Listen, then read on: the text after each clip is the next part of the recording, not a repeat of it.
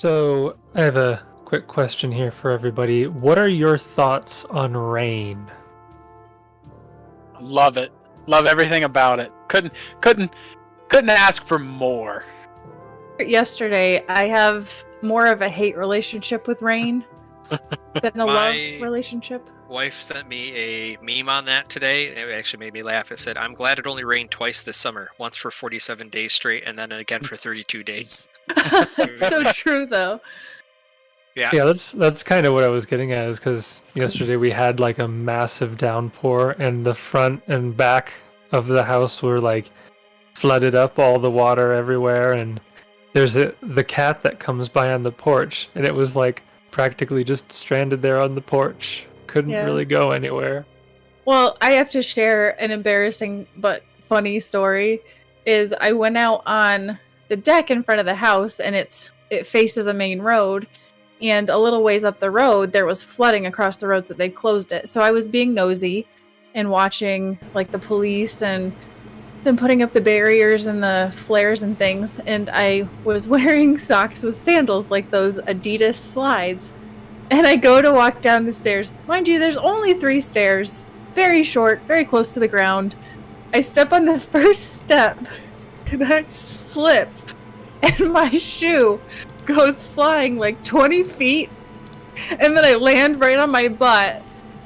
And I look, and there's like all these cars that are turning around at this place where the road's flooded. I've got neighbors across the street that are out watching stuff. And I'm like, I think 50 people just saw me like wipe out. And then now I have a huge bruise somewhere on my body. Well, you would think with how hilly it is that we wouldn't have gotten as much flooding, but I was driving out to visit a friend, and when I got to the one intersection of the road, I'm telling you, this whole intersection was like washed out. There were trees and branches and everything, and there's this lady in an orange vest stopping cars and stuff, and I pull up and I go, "Hey, how are you?" She goes, "Listen, I've got no power to actually stop you, but it's my job to inform you that for the next couple of miles, this road is flooded, and you shouldn't drive on it. However, the decision is yours." And I go, "The decision is mine, ma'am?" She goes, "Yes. Have a nice day." She says, "Drive safe." And Josh rolled a wisdom check. Yeah. Thankfully, there was an SUV in front of me, so I was able to just go where they went, and they hit one tree. I avoided it because they hit it. It was great. Big branch. Yeah, you always want to be behind somebody else in moments like that, or like when it's snowy or whatnot, have somebody in front of you, so if they hit something that's a little bit too slippery, you know where not to go. But here's the thing, though. Here's the key thing. Rain is not snow. So following someone in the rain isn't necessarily going to benefit you. Like doesn't an SUV sit up higher than a car? Your regular car? So I mean, it's just the water's just gonna come back into it's not gonna leave you tracks. Yeah, if you're going slow, it will. Right, but if they make a mistake, you'll know not to go there. Like if their tire hits a pothole that you didn't realize was there. That sort of thing. There's a high school math problem for you. How fast do you have to drive your car so that the next car behind you doesn't have to go through the water? Like, how fast do you have to go so that the water doesn't come back up before the next one shows up? So here's pretty fast. There's like a physics problem. Well, here's a layer of complexity, though, is typically when roads are flooded, they're flooding like sideways across the road. So you're going this way while it's rushing this way, so it's rushing faster as you're driving through. It's gonna your tracks are gonna be gone even faster. Yeah, it's not like still water. I was just picturing still water. I wasn't picturing like driving through a river. Yeah, that's what it's basically what these roads were. That's basically what a terrible idea. Yeah, no, it was. That sounds like something you shouldn't do. Josh rolled an intelligence check, and it wasn't good. Josh has pool noodles in the back of his trunk just in case something happens. I'm here alive. The car is fine. I had a good time. Regret nothing. Wraps around himself, floats away. I did lose $10 at poker that night. Swimmies on. Okay. Well, do you know where it's not raining right now? Yeah. inside this vault. That's one thing that I was actually thinking about when I asked that first question is like, you don't see a lot of weather effects in Pathfinder. Like there are rules for it, but like very rarely does it come up because it's like roll a d100 like 3 times to determine what the weather is, but you have to know like what type of, if you're temperate or what the climate is and what stuff. It's very involved and it's neat, but like most of the GMs that I've seen don't really bother with it too much. I can't imagine, except for there are some campaigns where I imagine it would make a significant difference, like Reign of Winter. I'm sure as you're going through snowed lands, that is kind of important if it's blizzarding or not blizzarding. If there's blizzarding, that's what you landed on. Blizzarding. I don't know what word you're trying to say. Yeah. Snowing really fast. Ooh, spoilers. I don't think there's a. What is it? I don't think there's a gerund for blizzard, is it? I don't think so. I think it's just blizzard. I think blizzard's blizzard. Yeah, blizzard. But, It's blizzarding. yeah. I like that. Yeah. For the time being, it is neither raining nor blizzarding here in Near Mythos. Well, that's good. It is, however, being. But if you did ever have any of these weather effects in your game, you could pull up sound effects of those in Sirenscape. That's correct. Which our current ambient noise and music is provided by. Thank you, Sirenscape. Sponsor. Yet. So, Yes. last session, I believe we began with you guys in the middle of the courtyard having defeated the trolls there, which, after exploring some of the area, you found and eventually decided to encounter the final troll in the area that you could see. This one, a little different than the others, had some wands, seemed to be casting some spells there, but ultimately was, I want to say, less dangerous than the other 3, but there was a moment where a very lucky natural 1 spared a PC death, so I guess it was still pretty dangerous. Jason tried to rebalance encounters. So they almost had a PC death or maybe a TBK. So, like, that was like, normal, right? Or was that a little difficult? Give that a 5 out of 10 on the difficulty scale. Yeah, you were able to defeat her and took all of her wands. I think she had like 4 or 5 of those. And a very brief moment of looking around the room gave you a key, which you pretty accurately deduced went to the only door in the fort, the door to the vault, which you entered, and having some information about the engineers who built the place, you knew that there was a high likelihood of some sort of trap situation going on, and luckily, Frampton was able to disarm the first trap without any issue, moved down the corridor to the other side of the vault, and promptly came face to face with a wood golem, which proceeded to knock him right out as the rest of the party retreated, and then sent, I think it was just Aaidan, back to retrieve what they thought could have been his corpse, could have just been his unconscious body, and dragged him back because for some reason the golems just don't attack Aaidan. And I think we have all determined that it is because he is underage.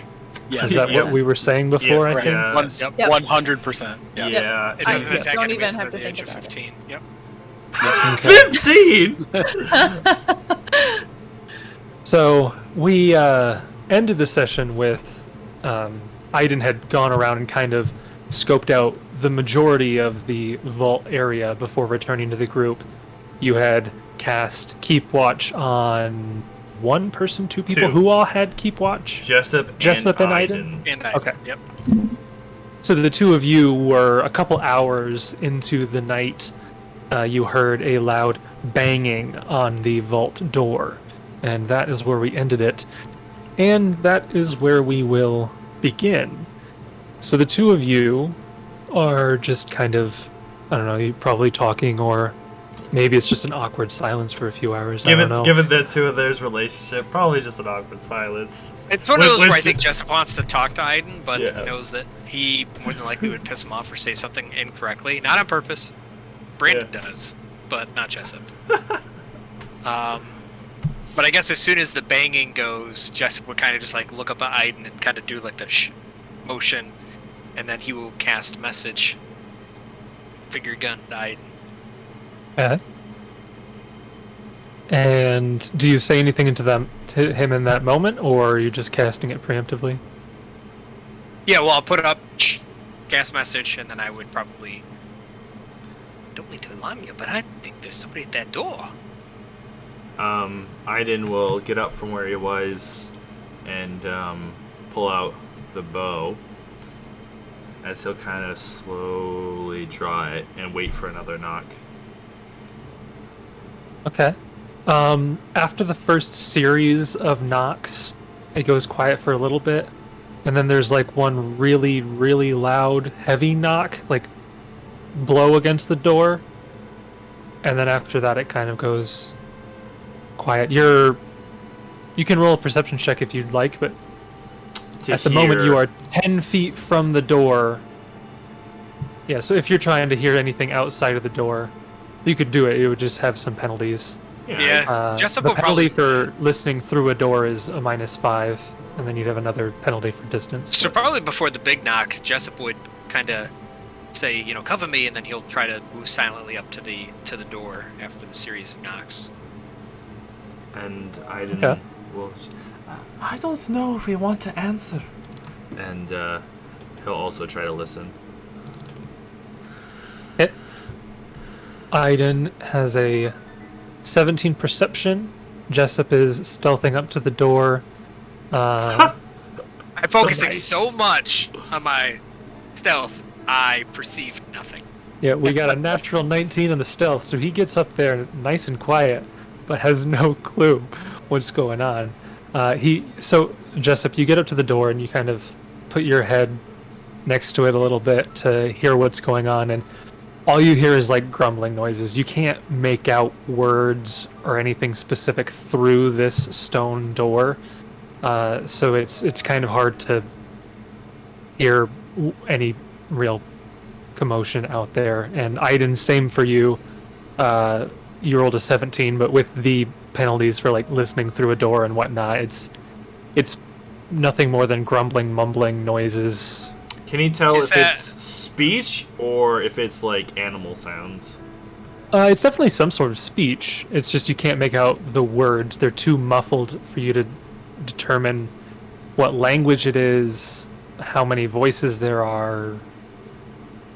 Jessup will kind of look to Aaidan and say, I think I'm going to try to respond. If that is potentially allies, but maybe some rangers, they can help us. We're not too good at shaping. I don't know how long we can hold up in here.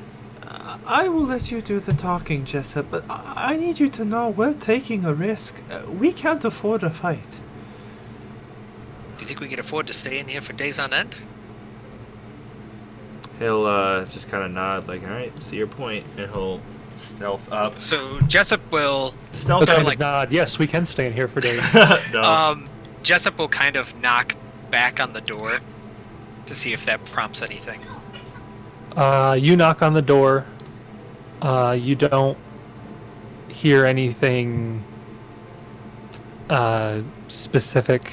Maybe some lower mumbling noises than before. But again, you can't hear what's going on. Jessup will look at Aaidan and Aaidan, I need you to open this door and let me out. And as soon as I go out, I want you to shut and lock the door. So just in case. Well, Aaidan stepped up, stealth, and then the perception. Does he notice anything before? Okay, Jessup? Aaidan, you stepped up, and your 11 stealth, natural 2. But they would have the same perception penalties through that door. Yep. And then you rolled a 26 on your perception. So right at the even door now. taking a -5, bringing it down to a 21. You are able to hear quite a lot more than Jessup was, and you're listening to the mumbling. It's lower than it was before. It sounds like there are 2 or 3 voices going on in this conversation. One of them sounds to be right next to the door, and then one of them seems to be a little bit further down, maybe around the corner over here. Mm-hmm. It sounds a little bit more distant, but also raised at the same time. And you're listening, and it sounds like these voices are very deep, reminiscent to the voices of the trolls that you heard. I don't think that is a wise idea, Jessup. They sound like the trolls that we faced earlier. And he'll listen more intently. Can he hear anything? Like words? You can hear them speaking a little bit more. Again, you don't speak their language, so you don't know what. But it sounds saying, like those guttural tones. Like, I don't speak German, but I know what German sounds like, for example. Yes, it sounds like the voices of trolls, and after a few seconds, you hear, like, you're right next to the door, they start banging on the door again, really heavily. And for a moment, you're kind of worried, it's like, are they just going to break down this door? But after, like, a minute or so of that, you realize, like, this is a very sturdy stone door.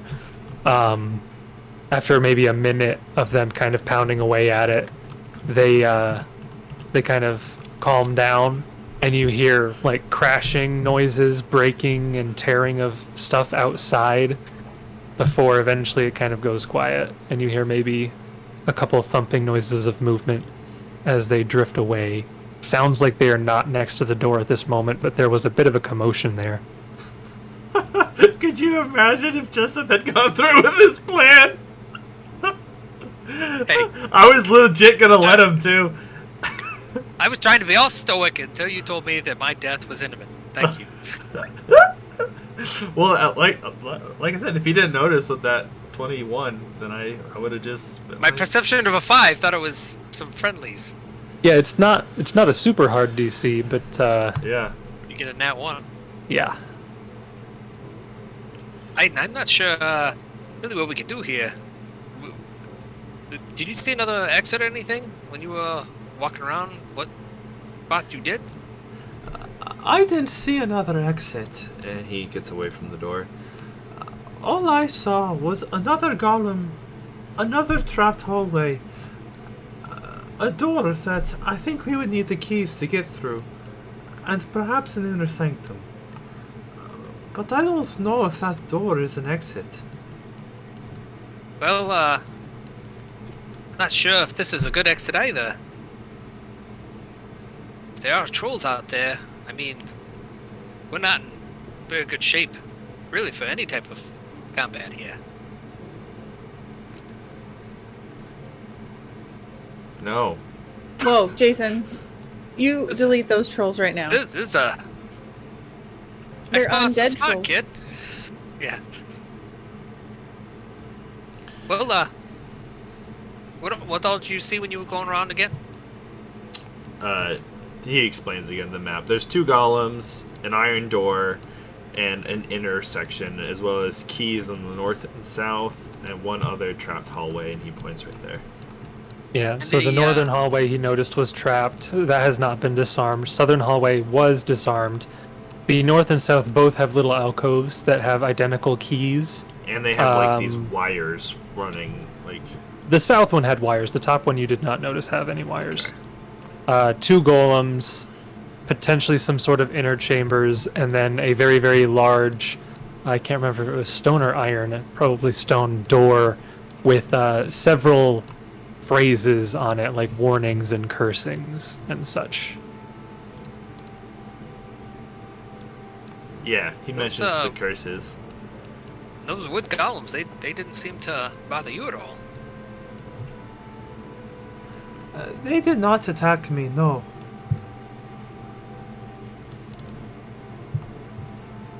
I don't know, maybe something special about you. I do not know if that is the case, Jessup. I think that perhaps with the others, we can find out why they didn't hurt me.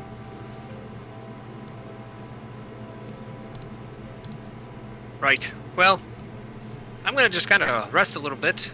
You know, at least just kind of collect my thoughts. There's more banging on the door, and I suggest that I'm gonna open it and shoot me. Right in the face. So, Jace, treat deadly wounds is an hour, right? Yes. But could he have conceivably been doing that before we settled in for the night? I remembered that I have access to some natural healing. It's not a lot, but... You could have, but you spent a very long time taking 20 around all those chambers. Right, I meant while keep watch. Can he help Jessup and him? I can't remember the limitations of the spell. Effects that rely on... he has it up here somewhere. Vigorous activity. Fighting immediately ends the effect.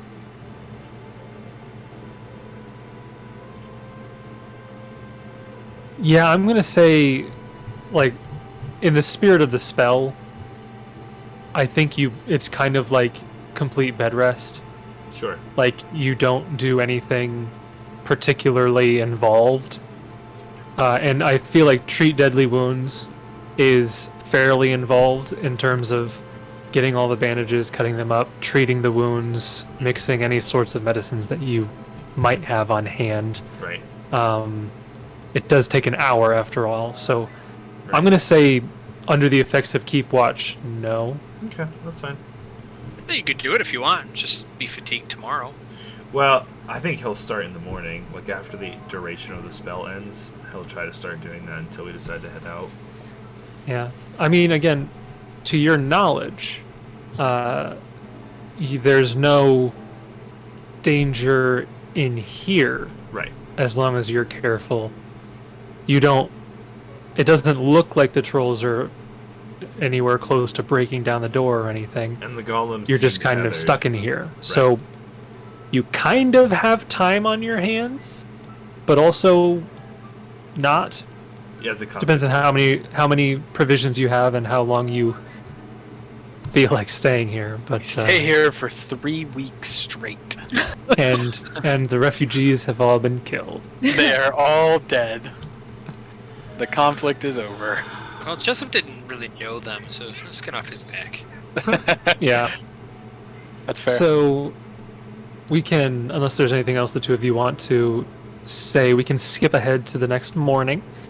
We'll say you guys had time to go to bed early, so we'll say probably 6 or 7 in the morning is a good time for everybody to start waking up that didn't have keep watch cast on them. And you have time to prepare spells if you do that.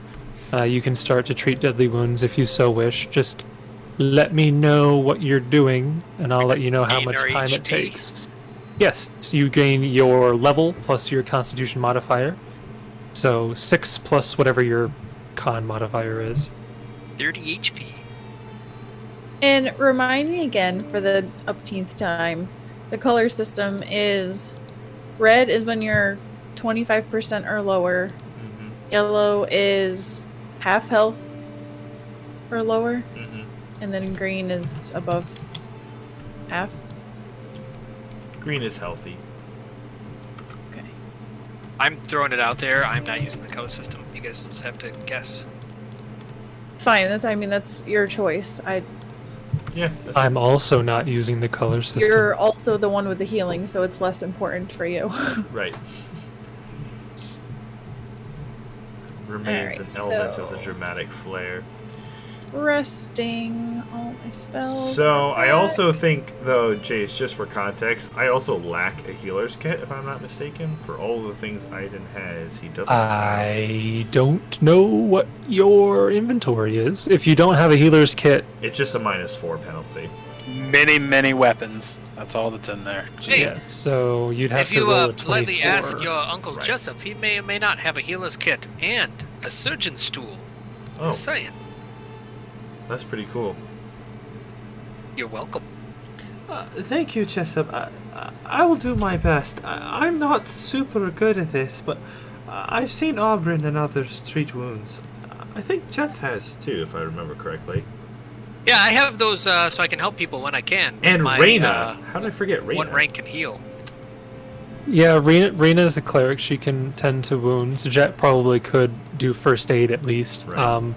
But yeah, that definitely is not what I would want to hear from somebody with a surgeon's kit. That's fine. It's fine. He's seen it done once or twice. I'm sure. Frampton's like, of the people in this party, I do not want Aaidan coming near me with those tools. Well, Tools, I don't know if you heard me. absolutely not. I said I have a surgeon's kit, and I only have a 1 rank in heal. My heal is a 1. Oh boy.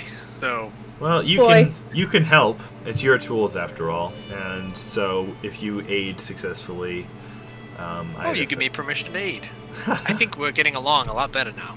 Yeah, no, I like this scene. The two of them work together to try to use each other's supplies and get people healed All back right, up. so let's see if I can heal you or aid you here.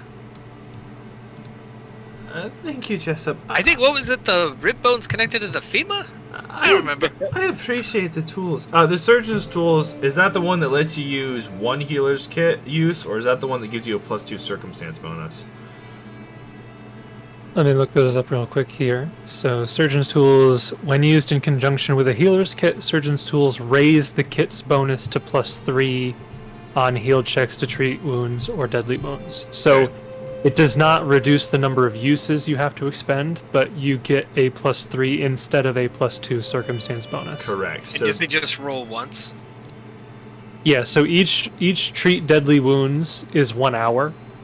So it's 1 roll per attempt, Right. and each attempt is an hour. And with your toolkit, I can get up to a +9, so I still have to roll. With a 10, I could take 10, and we could just ignore this. You could, well, I guess you could, I don't know, I guess you can take 10 on treat deadly wounds. Yeah. Because That's taking 10 doesn't necessarily take 10 times as long, I guess. Well, if Right. that's the case, could I just take it a 10 on heal? You could take a 10 to aid, yeah. Right, so I so- would take a 10 to make it 11, so I would aid it. Oh, so in that case, we could do it, so you didn't have to roll. But The DC is 20. Oh, right. So you do have a healer's kit, so you can hit a... Because it's only 20 now. It's not 24, because you have the healer's because we have okay. the 2, yeah. Right. Okay. So yeah, you can spend an hour to... Who are you treating deadly wounds on? We'll start with Frampton. What is the total DC that you hit? You don't exceed it by 5, do you? I know, I just hit the Okay. minimum. Okay, Yeah. so you just... Whoever you choose gets 1 hit point per level, so it would be 6. Yep. So pretty much with 4 hours, everyone can get 6 additional hit points each. Do we want to wait that long? And assuming we want to use that many to instances you. of the healer's kit. Because it only has 10 or 20.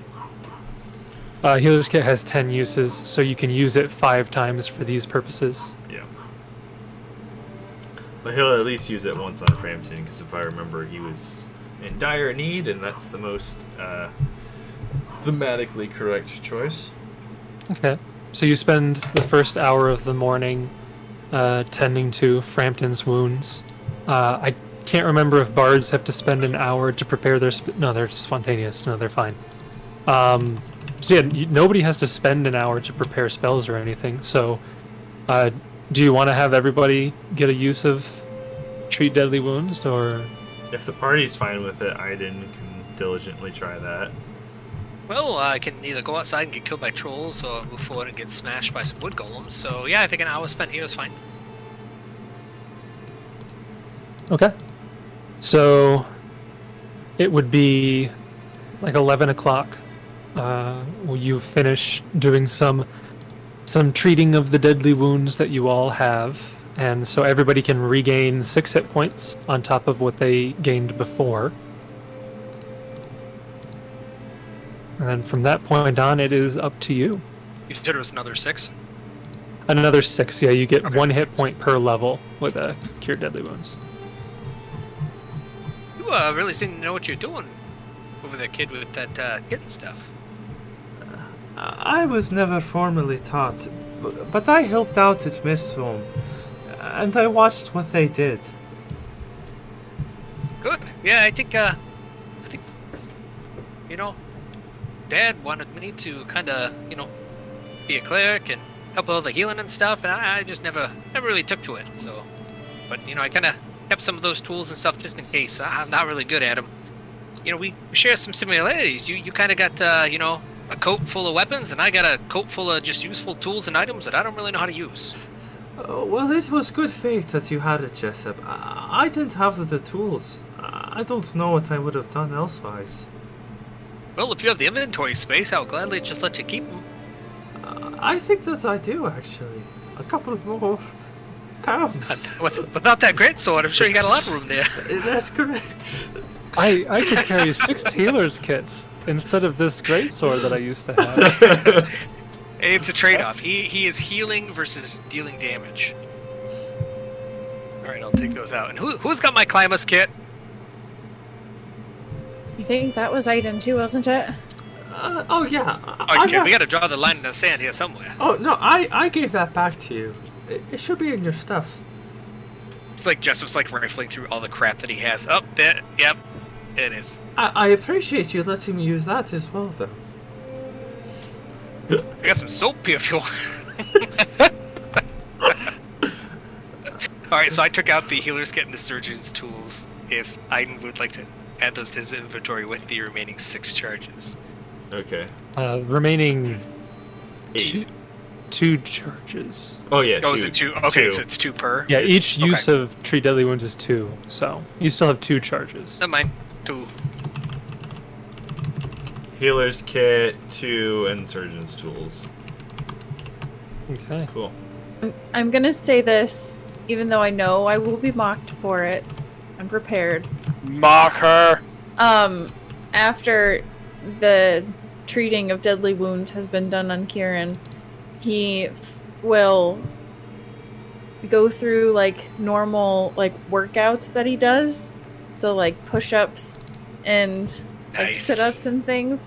You know, you just gotta you gotta keep a healthy body. Yeah. And then once he's done that, he probably would spend about, an hour doing that while someone else is being treated. He will cast his daily fastidiousness on himself. Oh, yeah. Classic. Well, like when Jessup is he trying to hide of him working out, or he's just going to town right there? Nah, dude, he's doing No, I mean, CrossFit. he'll give people space. So, I mean, he'd go He's off to the drinking hallway a little protein bit. powder raw, Where'd just that shouting in your face. fire CrossFit. If you Like, don't the puke, you're not working fire, out. Yeah, Jessup exactly. uses summon instrument and play Eye of the Tiger for him, just like something for a Kieran He's- training montage. He's over there like, welcome to the Temple of Swole. Like, just keep working out. I like to think that like you're working out, so you're just like drenched in sweat, and you cast fastidiousness, and now there's just a pool of sweat Yeah, on the ground. That's why I did it in that order, because I like to think that, like, as you cast the spell, just like from head to toe, just like all the dirt and grime and everything just sloughs off under the I ground. would definitely cast the spell before doing the workout, Why? because then the sweat goes away immediately. You don't have Yeah, to be but drenched that's in sweat part at of- any point. It's part of the experience, though. You wouldn't know because you don't exercise. Exactly. But Well, I guess we're never gonna run out of water if we can just keep distilling Aaidan Kieran's workout sweat. disgusting, Jessup. I don't think I'd even allow that to happen. That was a joke. Oh, I apologize. I didn't catch the tone of voice. Well, So- lads, what's on the agenda for today? Well, I guess try to see what's in the vault here. Aaidan and I were checking out the door here, and he saved my life. I was about to go out there, and it sounded like there was some trolls making a ruckus. I think a couple of them came back, so we don't know if they're still there. You heard something then while we were sleeping? Yeah, you guys were out pretty good. I wonder if they're up for a bit of gambling. I'd rather not That's try a that. gamble in and of itself. There. Pats down his legs looking for his money pouch. Like, Frampton, Use if you a want to bit more do coin? a bit of gambling, maybe we should keep it between the 4 of us. We don't need to bring in any outsiders. If you're really eager to lose your coin. and clearly we sit down for a 6-hour session of gambling in the entryway to this vault. Just gonna play 20 bone for the entire 20 day. bone for the entire day. We relax, we play 20 bone, maybe get a little more hit points. It's fine. I'm running out of alcohol. I'm gonna have to restock soon. Well, Aaidan said he was able to go through and see out of the traps and navigate a vault here. Still trying to find a way to get past those golems there. Aaidan seems to be able to walk through with no problem. Not Thinking sure why. about that, I've been trying to figure out why. So I know Frampton was first yesterday, and that didn't go well, and then it attacked me as well. But then Aaidan was able to go by a few different times, and they didn't seem to make any motion toward him. So I'm wondering, Aaidan, given that this is a ranger fort, you're wearing a bit of paraphernalia. I wonder if the golems are constructed to not attack rangers, and what better proof of being a ranger than wearing their cloak? I hadn't thought of that, but you might be right, Kieran. I want to try something if you're willing. He's one already of us, taken it off the cloak. He's on Kieran the same page. smiles, and he'll take it. Be like, I'll volunteer for it, just to see what happens. Frampton, you got hit pretty hard, so I'm sure you're not gung-ho to be the one to try this out. No, not very peachy keen about that. No. Hey Jace. I also forgot. I have a disease. You do indeed. Yeah, so I have We can either do that right now, or we can wait until. I guess with all the healing, it would have hit roughly in the noon time. It would have hit, and if possible, I would like to use said medical kit and a spell to help with that. Okay, what is the spell? The spell is going to be linked in chat, called Diagnose Disease. Diagnose disease. Okay. Because Did you prepare that one today? It's third party. I sure did. No, it's not. You determine whether a creature, object, or area carries any sort of disease or infestation, or any exceptional or supernatural effects causing the sickened or nauseated effects. If there is a disease present, you know what disease it is and its effects. If the target is a creature, you gain a +4 heal check to treat the creature. The spell can penetrate barriers, blah, blah, blah, blah. Okay. And then I will use the healer's kit I was just provided to treat disease, which takes 10 minutes, and the DC is against the disease DC. So with that spell, I should be able to learn how to deal with that.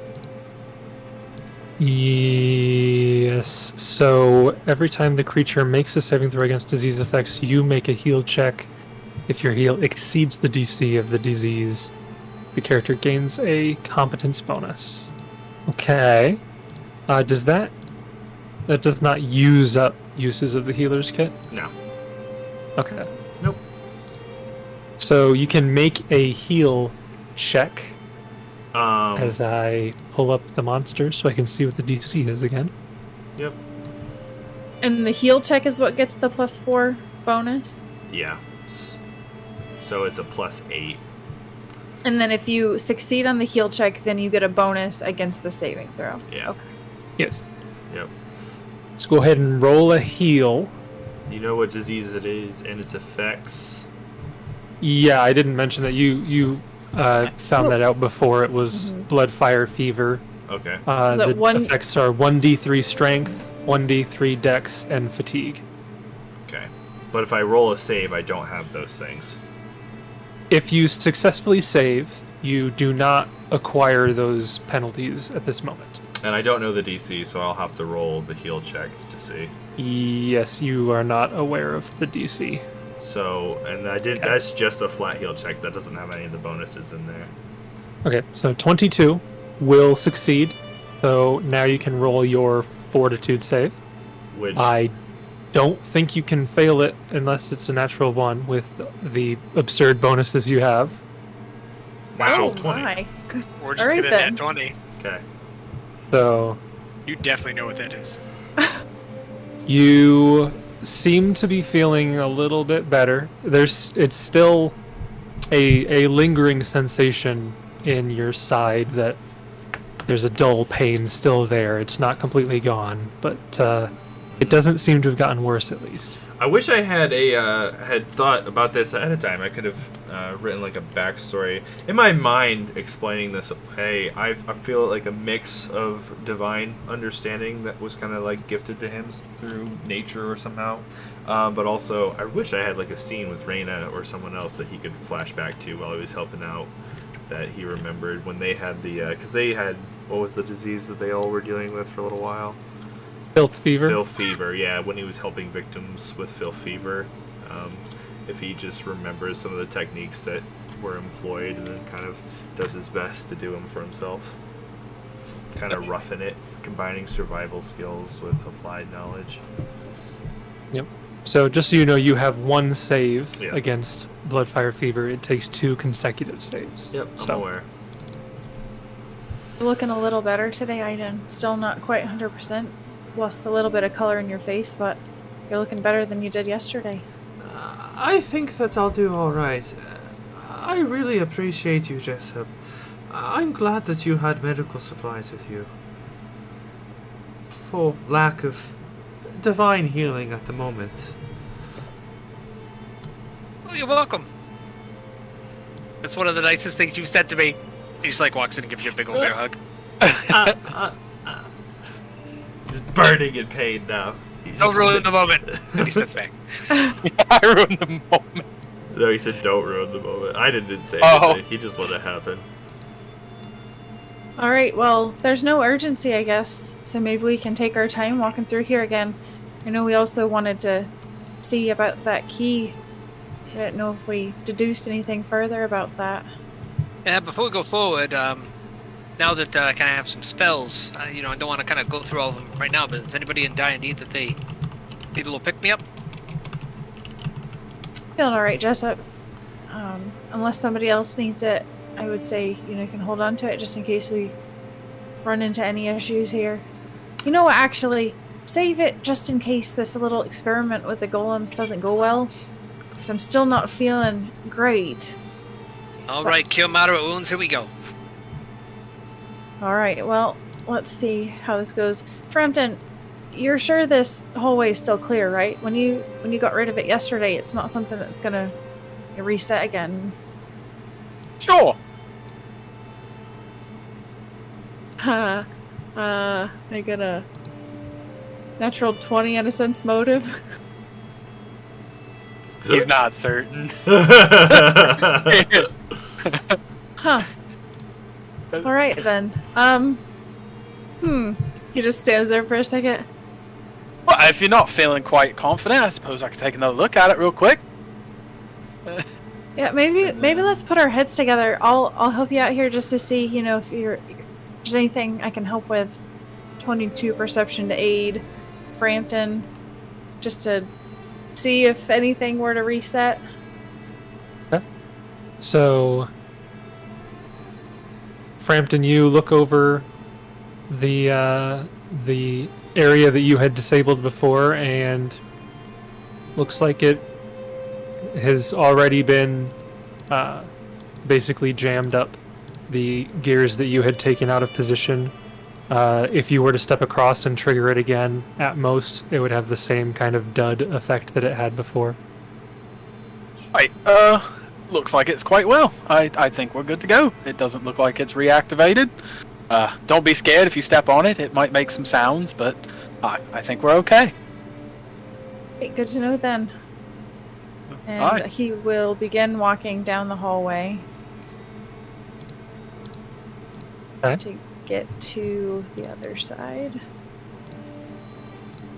Before Kieran, you start kind of moving away, Jessup will finger gun message you up. Okay. Let's come up over to this section here. So, Do the ranger ponchos have hoods to them? Like the Yes. clothes have hoods? Okay. Yep. As Kieran approaches this entranceway, he's gonna just put the hood up so that less of his face is being seen and more of just the material of the cloak. okay. So you walk down the hallway there. You get almost within sight of the wood golem.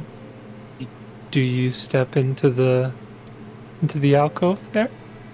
So he'll take a deep breath and then like slowly exhale and step forward Okay. into view of the golem. And he's like sideways to it, but he's got his head looking just barely so he can see out of the corner of his eye what the golem does, but he doesn't like full on look at the golem. Okay. So you're kind of glancing over at the golem, and out of the corner of your eye, you can see that it is like its head is angled to stare directly at you, but it doesn't appear to be making any movements. And then like an anime, single bead of sweat goes down his face. Then he has to use fastidiousness just to get rid of that one piece. It goes extra fast because of fastidiousness. And then he'll take a step forward just to see if he'll take a couple steps forward out of sight. Does he hear any noise coming from inside that room? From where the golem is? Yes. No. Okay. You don't hear any movement. All right. So Jessup kind of gets in position to see him, but obviously away from the alcove, kind of whispers, "Looks like you're still alive." yeah, it definitely noticed me, but it didn't make any movements, and I didn't hear any sounds coming from inside. So I think we might be onto something here. But that leaves a bit of an issue with we've only got one of these, right? Well, but we got these fancy gloves. And why don't you mage hand that cloak right on over to me? Right. That's pretty good. That's pretty. All right. That's pretty good. All right. That finally we get to use mage hand. All right. Used it Only once already. because I got these fancy gloves. That's true. We Well, I did have it as a 6 pounds. spell, so I can 6 just spell pounds. it That back close. to The you. 6-pound Yeah. cloak. Oh, I don't think really? that's how it works. No. You stinker. There's no way. It's The a- other option that I was gonna say, which is like ridiculous, is like a vampire cloak. Like you hold it out as like you like scoot sideways as somebody walks in front of you. You like shield them so they walk That by. will never work on Jessup. He'll just Just like like sneaky sneaky and eye run behind back. him. Well, Jessup could be the one with the cloak since he would have the widest girth. So then everybody else could. Maybe we can get two at a time. Thanks, Kieran. Isn't he kind of short? We'll duck. All right, both of ya. What's going on today? All right. Hey, it's Kieran not will- me, ladies and gentlemen. Aaidan is free at last. Kieran Fine. will remove the cloak as he's out of sight. All right, it's not guaranteed to work. I don't know if they'll react to a phantom cloak that goes by the doorway, but it's worth a shot. So Kieran will mage hand the right side of the cloak. I mage hand the left side, or vice versa, and then we just kind of make it look like it's walking back. Okay. Okay. So you levitate the cloak back Yep. to the other side, Yep. Yep. and And I then just- So once Jessup gets it, he'll just kind of like listen, take a 20, listen, does he hear anything? no, you don't hear anything. So he puts it on, Okay. This is totally how the Rangers always did it. puts the hood up, Yep. and just kind of like nonchalantly just kind of walks by, Yep. kind of whistles to You- himself. You walk by, and out of the corner of your eye, you see the golem, and it's staring at you, but its head is kind of cocked. It's like not sure what's going on. Calling shenanigans. Banana agree. And then, so he'll hand it to Kieran, and then message to Kieran and say, you want, just obviously to keep it down, message these guys. And then we'll pass the cloak over. Yep. All right. So Okay. we will rinse and repeat. Yep. Whoa, You are wait, able- actually, beforehand, should we have those two yahoos try to get that key? Well, I feel like we need to inspect that a bit further. We weren't 100% sure if it was safe to walk in there, were we? Well, definitely we can trudge wasn't. on forward, but I'm going to bet we're going to need the keys. So we're going to have to do some of the shenanigans again.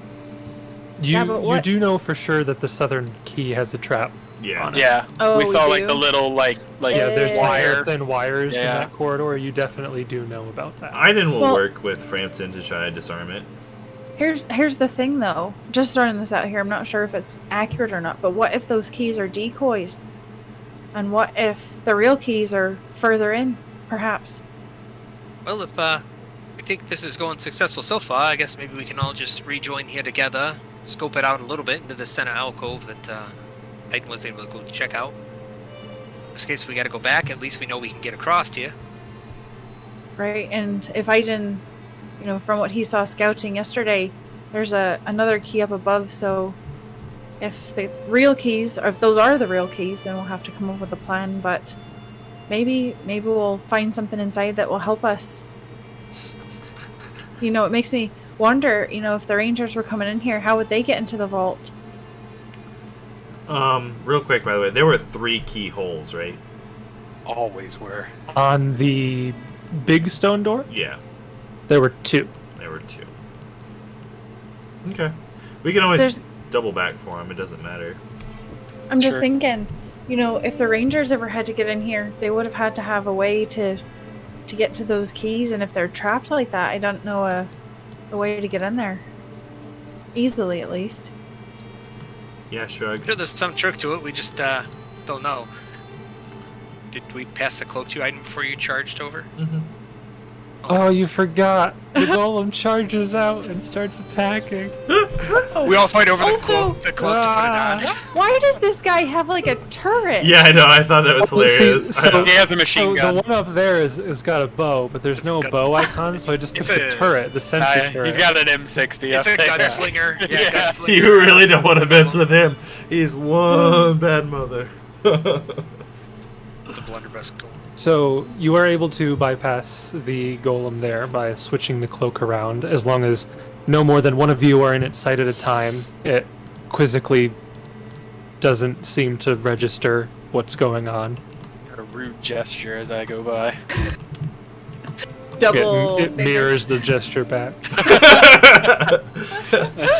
It's a greeting with my people. I told him it means peace all across among worlds. That's hilarious, right? Oh, Jason, real Sounds quick, like slavery, but with more before stuff. we get too far, just in case this comes up, can we try to identify the items from yesterday that we could not? Sure. What I meant to items do did you not identify? All right, there was some sort of rod. Right. There was a yes. pot of strange substance, Right. and then an unknown wand that is conjuration and creation. Jace, as a heads up, I will have Aaidan cast heightened awareness when they begin going into that middle area. How long does Okay. that last for you? 1 hour, 10 minutes per Days. level. 10 minutes per level. So 20 minutes. 20 minutes. Okay. So which we one do wouldn't you have want to done do this first? back before we made a move. Okay, so I will look at I'll go rod, pot, wand. Okay. So I go ahead will, and 8. Okay. Can I take a 10? You can take a 10, yes. I will take a 10. Okay. Two things? 3 things. Yes, Nice. so there's the rod, there's 1 wand, and the Pot. pot. strange I think I remember what that was. Okay. Okay, well, I will Glad take a that 10. it's plot relevant. Okay, so you're aiding, so this is just straight +2 to all of these rolls. So first will be the rod with a 24 spellcraft. Okay, so a Oh. total 24. Correct. Well done. You're not able to identify the rod. That is Well, good. That's Can I good. take a 20? No. All right. So next will be the pot of strange substance, 21, Not able to identify it. and then the wand, Rude. 14. That went swimmingly well. Nope. I just want to see. Great. Ooh. Thanks. I would Jessup. have gotten 2 of them. He With didn't Maybe those actually. not. rolls, you would not have been able to identify any of them. No, the third. Wow. You Wait, might what? have been able to get the third one. If she would have aided me, though, it would have been 11, 27, 25. No, the 27 wouldn't have worked. We got Oh. some more relevant information. Yeah, fun fact, by That's- the way. Aaidan has Spellcraft now. I forgot about that. He didn't. Okay. Well, It Well- won't- +2 wouldn't have aided. I'm not gonna do it now anyway. them. Yeah. But As yeah, Sarah so the looks up which level spell identify is. Uh, Future reference. identify Second is level a. spell. Level 1 spell. I think it's a First first level. level spell. Yep. You know what? I don't get First any of level. those at next level, so we'll be doing this for a while. Watch that. How funny would it be if the wand was a wand of identify, but we couldn't identify the wand of identify, so just was a cycle of heartbreak. That would have been funny. Yeah. Okay. So Back to 3 the items you still can't identify what they are. So These are really tripping me up. They look just like they did yesterday. Yeah, I'm not getting anything from them today, but they're definitely magical, and I feel like Jessup, one of these days, if Aaidan decides to make himself useful, we may be able to figure this out. go ahead and roll me 3 knowledge arcanas. Knowledge Arcana first, 23. Oh, that's Well, I Second, guess only 2. You 27? already did it on the 3rd one. Oh. First, 23, second, 27. I will okay. aid. And Can you aid on detect knowledges? magic. Oh, You you sure can. I don't know. I don't think so. feel like Oh, we we shouldn't be can't. able to. I thought we have. No, you can't. I can just Well- roll. So Oh no, it's taking or, 10. So it's like, So knowledge arcana to determine the school of magic is DC 15 plus the spell level or 15 plus half the caster level. We'll just go with that for now. So 15 plus half the caster level. So the first, what was your first knowledge arcana? Rod. Oh, the number? Yeah. 27. And Okay. Jessup had 28. So been 27, 15 Oh, I'm sorry, plus- yeah. Okay, 15 plus half the caster level. So you are able to identify that this has a strong magical aura, but there is no school involved with the rod. So the aura basically is aura strong, parentheses, no school. So Watch it be a minor artifact of some sort. as for the Pot. pot of whatever it was, you rolled higher on that one, right? 28. Yes. yeah, that was a Kieran got a 27. 27. Jessup Yep. got a 28. That one's easier to identify. That one has strong abjuration and transmutation. So that's all you know about those 3 items. Interesting. I bet this is literally just weed. I doubt it. It's much easier to identify than that. Yeah, that would be a survival check. I can Oh, take profession 10. farmer. Profession farmer. Or criminal. Depending on Hey, your Kieran could state. have done it. Depending on the Hey, state. Frampton, you look like you work with this sort of stuff. All right. Aaidan, did you end up checking out this area down here at all? I didn't want to press in too further by myself.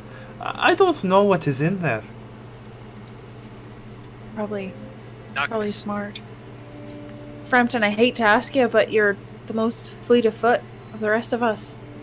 Would you want to head down in there and take a look around? Aye, I'll take a look around. I don't want to die though.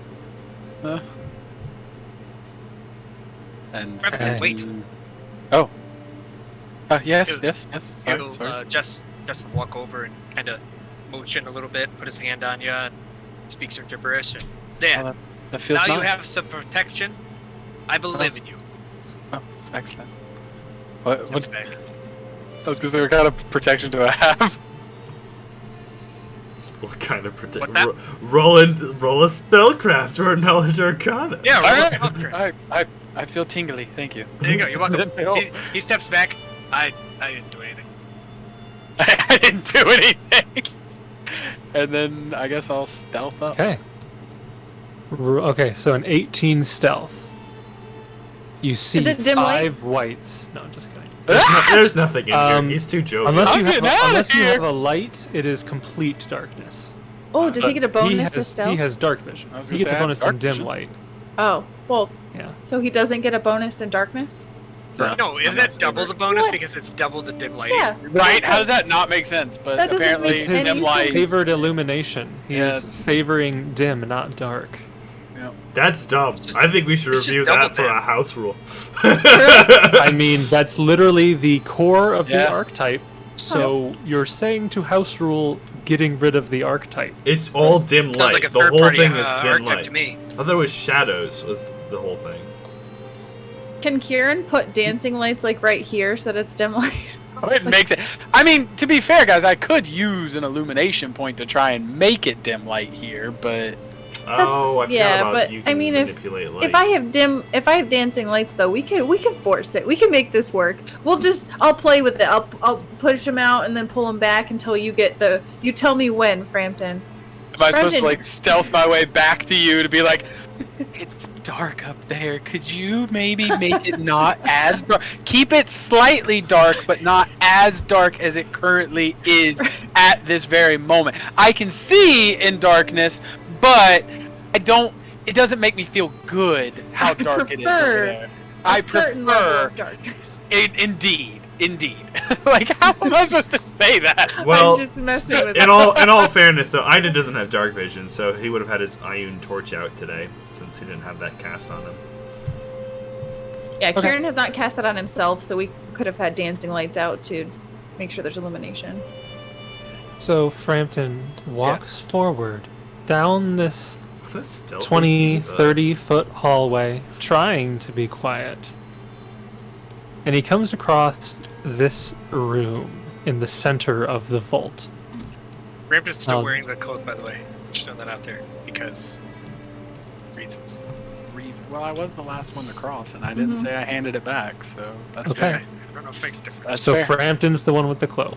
Currently. Okay. Or So Frampton, you walk into this opening. You see a low stone wall bisects half of this large chamber. To either side of the wall rests a stone sarcophagus. The southern sarcophagus is carved with the image of a stout male dwarf holding 2 crossed hand axes. The northern sarcophagus bears the image of a sharp-faced human woman holding a longbow. Near each sarcophagus, an iron lever juts from a panel in the wall. What do you do? Kieran will now message to Frampton and whisper, How's it looking up there, Frampton? Do you see anything? Oh, yeah, just a couple of coffins. I don't know. There's not much going on here. A couple of levers. I think it's safe. So once he says that, Kieran will start to make his way in here. The lights are following him.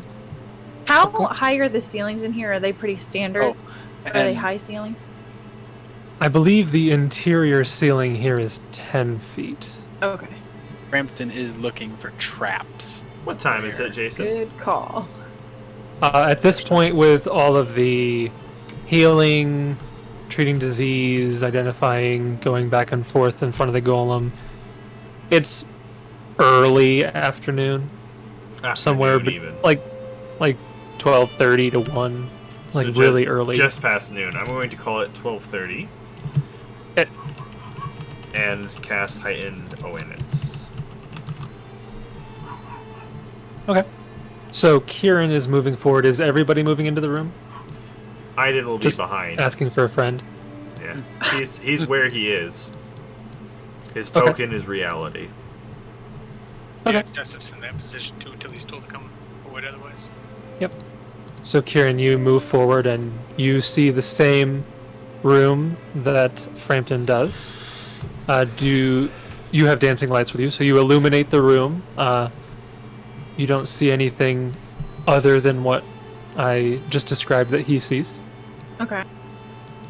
Frampton, nothing's moved in here? You haven't heard any noises? Haven't seen any traps? No, not quite yet. Haven't seen anything.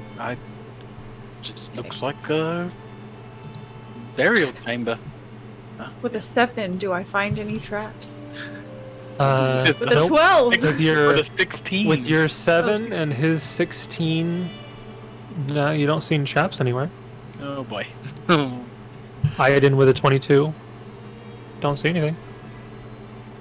Looks fine. This is a bit unnerving, I'm not gonna lie. I'm And not what did- huge... Sorry. What? No, you're fine. What did we see over here, Jason? I just don't remember. What's Yeah, over so here? that wall over there, it's the passage ends to the east at a wall-to-wall iron door, so it is in fact an iron door, with no handle or hinges. The stone wall to the north of the door is inset with a pair of large keyholes, and numerous warnings and curses are etched into the door, promising only misery and death beyond the portal, or terrible fates will haunt any who enter. It's written in Don't like common? haunt. Yeah, it's in common. Over here, remind me, right in the entrance where we camped out, what were those 2 plaques? Yep, so those 2 Quotes. plaques both had quotes that you assumed might have been favored by the specific engineer that wrote them. I can find them here and read them off to you. So the southern plaque read, "A whirlwind of blows assures victory, Dargrit Fohewer." And the northern plaque reads, "Strike safely, strike quietly, Ekaterin Fletcher." Ah, that explains why the golems had 2 axes and a bow. Mm-hmm. Kieran's going to walk up and look closer at the coffin. Okay. I didn't. And he will, like, reach out a gloved hand and just kind of, like, I don't know if there's dust on or anything, but he's looking for any sort of writing to see, you know, is there any notice or mention of who this is? There is a thin layer of dust on the coffin. It looks like if people have been in the vault within recent years, they probably weren't in this chamber, or at least not touching the coffin. So it has built up a fair amount of dust, and you're kind of brushing it off. You don't see any writing on there, but like I said, you do see the northern sarcophagus bears the image of a sharp-faced human woman, and the southern sarcophagus has the image of a stout male dwarf holding 2 crossed hand axes.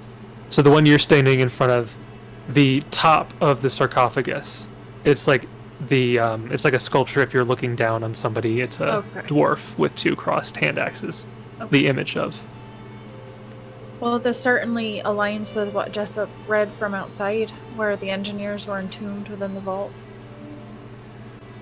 I'm certainly glad it doesn't seem that they've risen from their graves.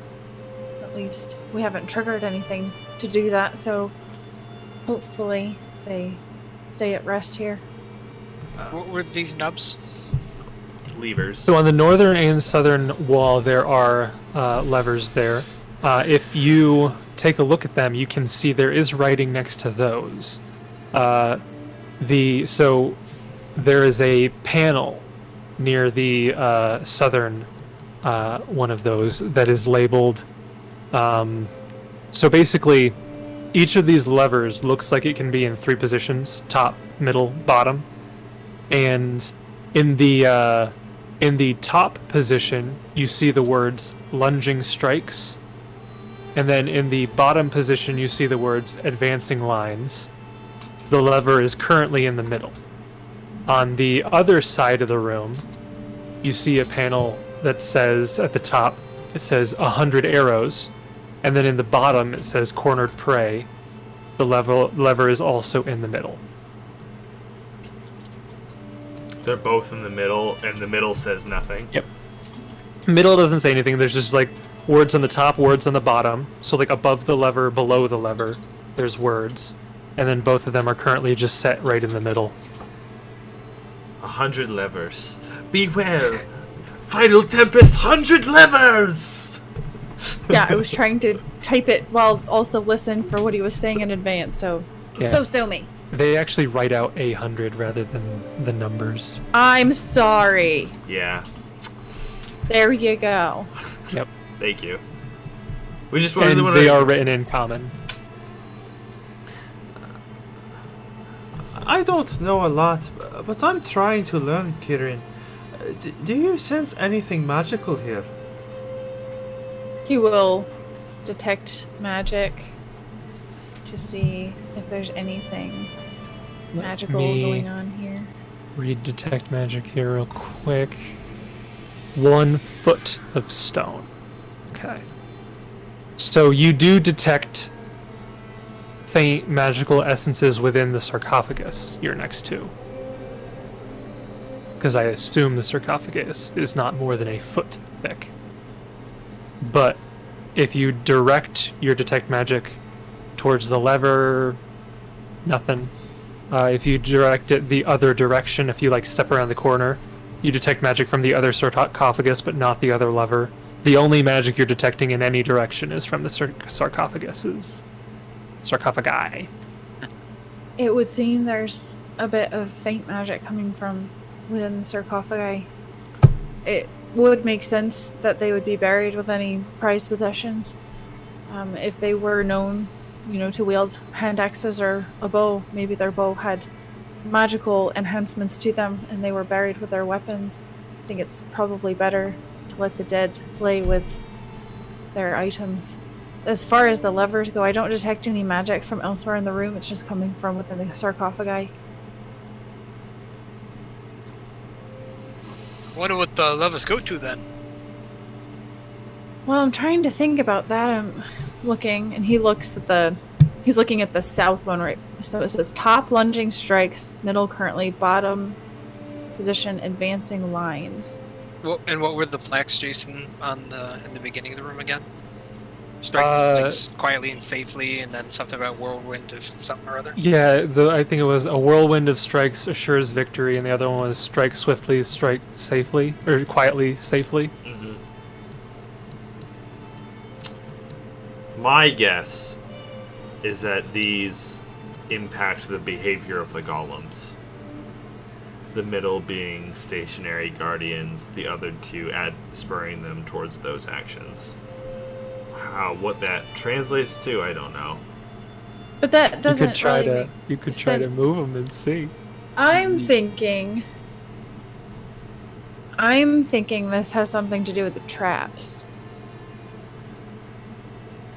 Because there's 4 traps, aren't there? There was a trap in the hallway, a trap in this alcove, trap in the alcove up here, and then trap in this hallway. No, this one was not trapped to our knowledge. Which one? The top one. Or at least Aaidan failed his perception. Well, then I wouldn't necessarily say it's just not trapped. Well, he took a 20 and found one everywhere else, so Aaidan would say it's not trapped. You know what I mean? They're both in the middle. 100 arrows, cornered prey, lunging strikes, advancing lines. Yeah, Aaidan, so just so you know, if you took a 20, you would notice that there was a trap on the top one. It's just there weren't lines or wires or anything. Gotcha. But it did look like there was some sort of trap there. You don't know the details of it, but there was some sort of trap in place. Gotcha. So we retcon that then? Yes. Your light ran out before you were able to notice it, but then he went back your dark vision ran out, yeah. Right, but then he went back up that way with the light to loop around here, if you remember.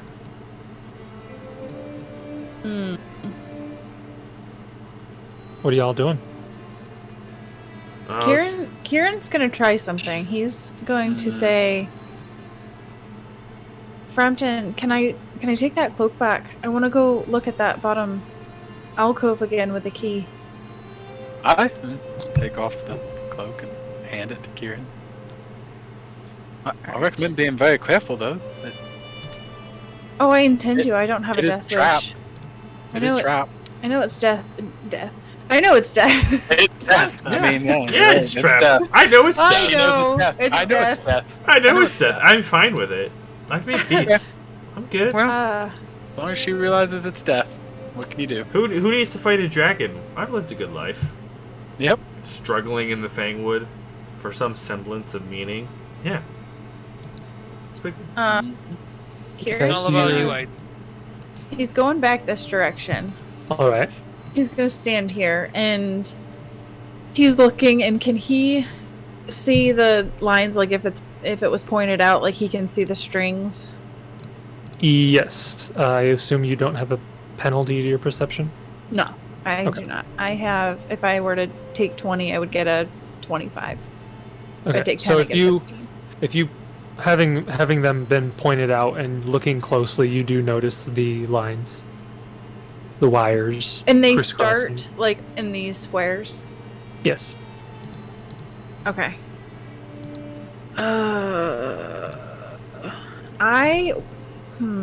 If I stand here, would you allow me to like reach around the corner, or I'd have to actually be in this square? What are you trying to do? So what I want to try to do is with my glaive. Well, no, because if something bad happens, I don't want to lose my glaive. Do I have anything else that I could... Like, essentially, he wants to try to set off the trap to see, like, what's going to happen, but he's afraid of it, like, fireballing straight out, so he doesn't want to stand in these squares, but I don't know if he can, like, stand here and, like, throw a dagger in to try to trigger the strings. Well, you would know a fireball would go much further than where you're standing. You'd have to stand several squares back for a fireball not to hit you. It's a 20-foot spread on that 20-foot radius. He did mention that merely disturbing the air would probably hit the strings. Yeah. I'm just trying to decide if I want to burn a spell on a theory. Or, oh, man. Or use your glaive, your family honor-bound. Yeah, except, like, glaive. if it gets, like, burnt up or something, I don't know. Oh, you can join the club with some of the other partner members we have. Yeah. My Yeah, grace I sword. do not want to lose my glaive. Alright, I'm gonna chance it. I'm gonna stand... Well, if I stand here, I can't throw, like, a dagger in there, can I? Yeah. You can. From here? Okay. Yeah. Oh, do I? Because I think it's a fireball trap. Oh, man, do I? I'm gonna do it. I'm going to cast... You should... Never mind. Yeah, let her do it. I'm gonna cast Resist Energy Fire. Yeah. So that will last for 50 minutes of fire resistance 10. Okay. And then I'm going to throw the dagger to try to disturb the wires that are going across just to see what happens. Okay. So you throw the dagger in there, and the wires kind of vibrate, and you see a pair. If I can quickly step back. Just okay, so you throw it in, you quickly step back. You hear the noise of a series of mechanical noises, almost like things like clashing into each other and then retracting and clashing into each other and retracting. And then it goes quiet. So, Jace, can I didn't realize they were all trapped, and I think Sarah might have been onto something. Kieran said it while I was up here. Can Aaidan roll a knowledge engineering to infer if he moves the lever one or the other ways, if it would activate a trap, or if it would deactivate a trap, or if it corresponds to the traps, traps and levers. You can pull them in one direction and see what happens. Okay, I see. I was looking for more of an infer sort of situation. You have no information to infer on that. yeah. After that happens, Kieran will come back and he'll say, well, I just triggered that trap back there. I didn't see exactly what happened. I was trying to get out of the way just in case it was some sort of fireball out. I heard a series of mechanical sounds. It's quite possible that it was, I've seen some traps that, blades come down from the ceiling or up from the bottom, or, if it were some sort of pit trap, I don't know if I would have heard anything, but that's always a possibility as well. While he was gone, did anything in this room react or move? Nope. Yeah, I'm guessing that these guys then have some sort of affinity with their weapon specialization, so wouldn't be surprised if you go to activate some trap up north, some doesn't try to shoot out at you either. Okay. Right. I don't know if you want... Well, if you want to try pulling the lever in one direction and seeing what happens. You can try maybe putting it to the top or the bottom, I don't know. It's kind of a toss-up. We can try triggering it again and see if one of the lever positions makes it so it doesn't doesn't go off. Should we maybe have 2 in the room and 2 out here, just to make sure something happens? You know. Right, just bear in mind that we'll want to have the cloak on as we go by the golem. And I'm afraid one of us is whoever is going to have to keep running back and forth. I'm happy to do it. I can run back and forth just to communicate what's going on. Message will just work around this corner, I think. Am I mistaken? Message goes around the corner as long as you're within the distance. Yeah. Yeah, so I guess if Kieran, you want to go down there, I can stay here, and then I can message like Frampton, and he can talk to Aaidan. Okay, so Kieran will do the whole go to this side, out of sight of the golem, mage hand the cloak back to Jessup, and then come stand down here. Did he say which one you wanted me to do? Like the top He could message me. He said the top or the bottom. Right. I'm kind of curious about the bottom. Do the bottom one. I was just trying to see if any of the words had anything to do with it, advancing lines or lunging strikes, but honestly, because I didn't get a good look at what the trap did, I have no idea if it associates with that trap or not. So just try the bottom and see what happens. The lunging strikes sounds a little bit more eviscerating. That's true. All right, Frampton, please tell Jessup to tell Kieran to be careful. And after... Frampton wanted me to tell you that Aaidan said you got it. Yeah, what are we playing? Telephone here? Yeah. Like, I can hear him. I cast message as well. Oh, you also have a message? Yeah. You can go around the corner like that, though? Yeah, you can. With it, if as long as the sum total distance is not exceeding the spell, yeah. I don't remember what the I distance paraphrased. Yeah. Anyhow. 100 feet plus 10 feet per level, so 150 feet. Yeah, you're for me. fine. Yeah, that's fine. Okay. Which means... Alright. He'll pull it. Are you you going- putting it to the up position The bottom. or the down position? So just letting you know, up position is lunging strikes, bottom position is advancing lines. We have determined we wanted advancing lines. Jessup puts a cloak on before any of us, just throwing that out there. Okay. Right. I don't want to use my glaive, but I lost my dagger. Well, does anything Just want you to happen? mage hand pick up the dagger. Oh yeah, I could do that. So if I mage hand the dagger, is that gonna disturb the things and set the trap off again? Probably. Maybe. Alright, I will try that. And this time I'm gonna stand in the square so I can at least get a line of sight on what happens.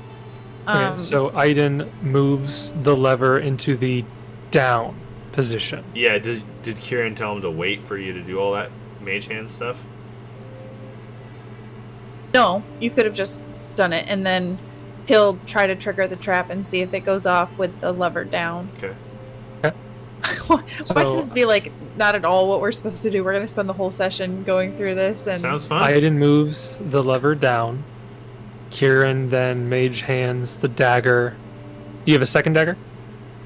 I do not know. Because you threw the first dagger. So he's Right, so I'm mage handing handing, picking it Oh, up you're mage from handing in it here. back. I thought you were mage Yeah. handing it into. Okay. No. You pick up the dagger and you start pulling it back in your direction. It kind of bobs against several of the wires, but nothing happens. Right, well, we may be onto something. It didn't go off that time, but I don't know if it's just coincidence. Aaidan, if you want to try, move the lever to the top, and I'll try it again. Jessup shakes his head no. All right, Kieran, I'll do that. Okay. So he puts it up, and now Kieran will mage hand the dagger to move the wires again. Okay. Lever is now in the top position. Yes. You move the daggers into that area, Uh-huh. and as soon as it hits a couple of the wires, you see a pair of spears on the east and west wall begin jutting out and then retracting and then jutting out and then retracting and then jutting out and then retracting for several seconds, like half a minute. And then they stop. They retract into the wall and nothing happens. well, want to try the default position now that you have a better vantage point, just to see what that does? you can try it. Put it back to the middle, Aaidan, and see what happens. All right. What happened when it was in the top? Back to Lot the of middle. stabby stab. Yeah, there was. It wasn't pleasant. I'm glad I wasn't standing in the middle of it. You're doing it again in the middle position. In the middle position, Okay. yeah, just to see if that does the same thing. Okay. So you put it in the middle position, and you mage hand the dagger, and again, spears come out for a couple seconds. Roll me a perception check. Oh boy. Not great. 18. Okay.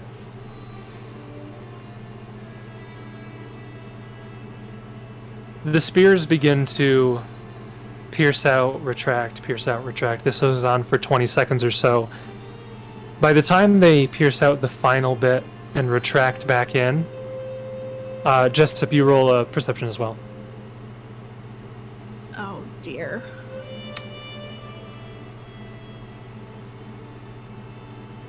So Kieran got an 18, Jessup got a 6. So I beat it? Kieran, you are the only one to hear the sound of movement coming from that alcove. From this As- alcove? Coming from the alcove behind you. As stepping out, possibly to investigate the trap being set off, the wood golem begins to walk into the hallway. And as it sees you, you do not have the cloak. So I'm going to need you to roll initiative. I mean, Cool. I be an initiative. I wouldn't have given the cloak to Jessup if he wasn't gonna come back, so that's unfortunate. Not for but- Jessup.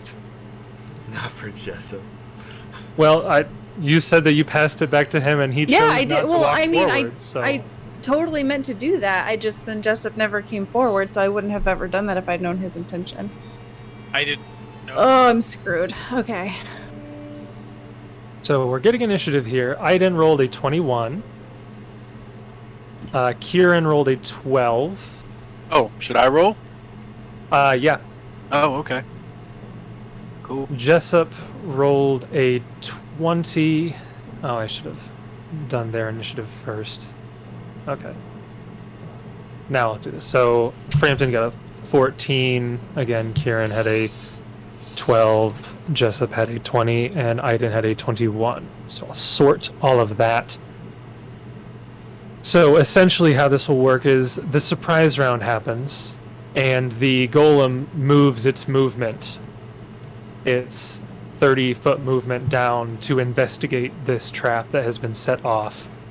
That is its surprise round, is moving up there. The only one who is going to be able to act in the surprise round on your side is Kieran, who can now go. Move or standard action. Have no idea what to do. I will cast defensively, try to cast mirror image. Okay, you can 5-foot step back. Oh, okay. Then It's I will also do a that. surprise round, so it won't provoke. I will 5-foot step back. Oh wait, no, it and acted though. cast mirror image. So Okay. I will get. Roll that's high. not the Roll right high. image. Historically, That's that Oh, Jerome like I like to Alright. see. So that's max images, 5 images plus myself, and all the meanwhile he's yelling, "We've got a problem! We've got a problem! It set off and I don't have the cloak on! The golem's coming after me!" so moving on, top of the first round of full initiative, we have Aaidan. You hear coming down the hallway, Kieran yelling out that the golem has spotted her without the cloak. What do you do? Double move. Look up Yep. this way. Perception. Does he hear or see? He did not expend heightened awareness, by the way. But does he hear or see the golem up there make any movements? You don't hear anything coming from that alcove. Okay. So you double move out into the open. You don't hear anything coming from the north. That is your turn, bringing us to Jessup. You did not hear it moving, but you also heard Kieran yelling out. He quick drawed his bow, by the way. So yeah, Jessup will run down, see the golem, so he'll just move up to there. And, I'm Jessup of the Rangers, and I command that you stand down. Okay. With authority? I don't know, can I intimidate or diplomacy a golem? I love You this. can try. Hey. Okay. A 29 on his perform oratory. He kind of yells out to this golem to tell it to stand down. Moving on from Jessup, we have the golem. The golem turns behind it, hearing noise, looks at you, Jessup, recognizes that you have the cloak, and then turns back to Kieran, who it knows does not have the cloak. Steps up and is going to make 2 attacks against Kieran. This would be way easier if more people had wanted to be rangers from the beginning. First attack. Say 25 to hit. Yeah. Roll a d6. Okay. 1 is you. And a 1 will hit you. 1 5. image is 5. gone. One of your images goes away. Second attack with its other hand is only an 18. Still hits. Still hits. Rolling a d5. 3, another image goes away. Okay. That is the golem's turn, bringing us to Frampton. Frampton.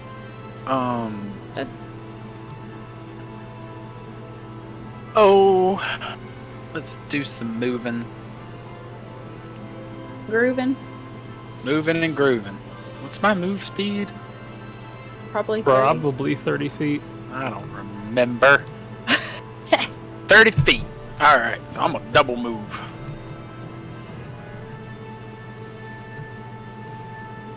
Leroy Okay. Jenkins! So you double move, running down the hallway to catch up to all of this stuff going on. And gets dropped immediately by this golem. Okay. That is your turn. Bottom of the round brings us back to Kieran. Oh, dearie. So conflicted. I don't want to attack it because, Run! yeah, he will 5-foot step back again, and then he's going to cast That's not running. shield. Okay. Just to try to stay alive. Okay. You cast shield on yourself, bringing us. You have a move equivalent action if you have anything you can use. I'm going to draw out a wand. Okay. Top of round 2, we are back to Aaidan. So, if I 5-foot step into this square, I do believe it will not only have cover from them, but it'll also have cover from this here wall. Is the shot possible? It's a tough shot. It is possible, but it is a tough shot. Right. I figure. You can try it. He's gonna try it. I don't even know if I can bypass their hardness. If they have it. Nothing going into this. Actually, I also don't want to fight it, though. But Kieran's in trouble, so... And he heard Jessup try to talk, and it didn't do anything. It did not seem to really react. So we'll rapid... It's like my nephew, it doesn't listen to me. Rapid shot. I'll let you take care of all of the cover stuff. I'm just gonna roll. and I'm not firing into combat here. You're just shooting through us. Yikes. Wow. So we have an 18, a natural 1, and a 22. So with the cover, all of those miss. Yep. 3 arrows fly by, one of them going into that trap area, hitting the wires, and the spears start going off again. 4 Did arrows. Jessup give cover? Yeah. I would like to argue that he is Danny DeVito height, and that clearly any man of normal stature could shoot well over Danny DeVito with How old is no Danny challenge. How tall is Danny DeVito? Well, He is he's- 4'10". 4'10". Oh, He that's is amazing. 4'10". How tall is Jessup? I think I did. I did 5'6", Either way, so I guess I'm not that you short. can't argue I don't know that why I it wouldn't- envisioned that Jessup was shorter than Danny I mean, he's DeVito. shorter, but I guess he's not that short. 4 arrows. Okay. You want me to For change it? clarity's sake. Yep, so 4 arrows go by. Yep. That is Aaidan's turn, bringing us to Jessup. Oh, this is not going well. Looks at Frampton and goes, I don't know if we can take this. We might have to run and hide. And then Jessup will run, potentially provoking, double move, and he gets in between. Kind of with its Okay. back to the golem, kind of trying to cover Kieran. Okay, so I you must protect these washboard abs. you step forward and interpose yourself between Kieran and the golem. 5 foot See. steps right around you. How that works. The golem's turn. Its head this time does a 360. So it surveys all the way around its surroundings. I'm gonna roll a die here. Okay. Odds. How we've usually done odds in the past. It steps this direction, seeing Frampton in Oh. clear line of sight now. I've done nothing. And it will take 1 attack at you. My backup's only half finished. I mean, enough that I could technically play it, but Was it anything like Josh? He has like missing ranks and I was gonna say he's not missing ranks. He's just missing feats. That's live. worse! I could live. I could live. Who needs feats? They're unnecessary. I'm he was just missing gonna a take couple the of extra skill focus feats anyways. No big deal. Oh, exactly. I built mine at 7th level, so I'm gonna have to work on de-leveling in the middle of this stream every time. Right. So, does a 23 hit? It does. Oh boy. Okay. You take 6 points of damage. Do you feel how dejected he was by that? He He scuffed. Yeah. He yeah. he guaffed. Yeah. Or goffed, or whatever you call it. Guffawed. He guaffed. He rolled his 6, he goes, Guaffed. Got terrible And- damage. Terrible. That is its turn. It is now your turn, Frampton. Did it stop attacking Kieran because of Jessup, or do I not know? We You just- don't know. we It saw me kind of and- turned its head around and it saw you there. It saw both of them there. You're not sure if it attacked you because Jessup was in the way, or if it attacked you because it was just choosing between 2 possible targets. I mean, you as a player know, but is this a right Uh, temple, yeah? I guess we'll give it an attack. No, run! I said run. No! Oh, Run. sorry! Ah! Jessup shouted at a turn to run! Listen to him! Right, Frampton clearly starts seeing like, Yeah. the visions! The visions! And Yeah. he like 5 foot steps back and then withdraws. Can he No. do that? No, or you is it just can't. full withdrawal? You can't 5 foot step and withdraw, but you can just do a normal withdraw. The first withdraw. square on a withdraw does not provoke. Brandon, you're right, you did say it earlier, Okay. I remember Yeah, now. right. Before I ran away, Justin, I told Frampton to just hide, just and hopefully hide. it would just get out of its range. We Yeah. can Okay, fool so it again. actually Frampton can get there. Yeah. You can so double when you, move. Yeah, on a when you withdraw. withdraw, you can move up to twice your speed. So you could go 60 feet. Good, if now you you want. I'll just go need to hide. here. Next up, we have Kieran. Oh, goodness. Kieran will double move back down the hallway. That was a lot of spells to expend there, Sarah. That was pretty cool. Yeah, I'm trying to not die instantly. I know. Yeah, I know. It's great. Top of the round, we have Aaidan. Maybe we can fool it again. He's going to double move. He's going to go at half speed as he tries to sneak away. What arrows? Okay. We'll see if I allow that stealth check Meanwhile, to Jessup's even work. just doing jumping jacks like, hey, look at me, look at me. I'm winded after 2. It is Jessup's turn. What arrows? There were no arrows. Jumping jacks are a move action. That's true. And You show hugging me is that in the rules. hugging is Jessup 2 will move move. actions. He will interpose. 1 movement. 2nd movement. Jumping jacks. Okay. He'll be like, hey, go to your home. Go to your alcove. Whoa, he's like a teacher, like trying to train a dog or something. Like, go over there. Go over there. Go on.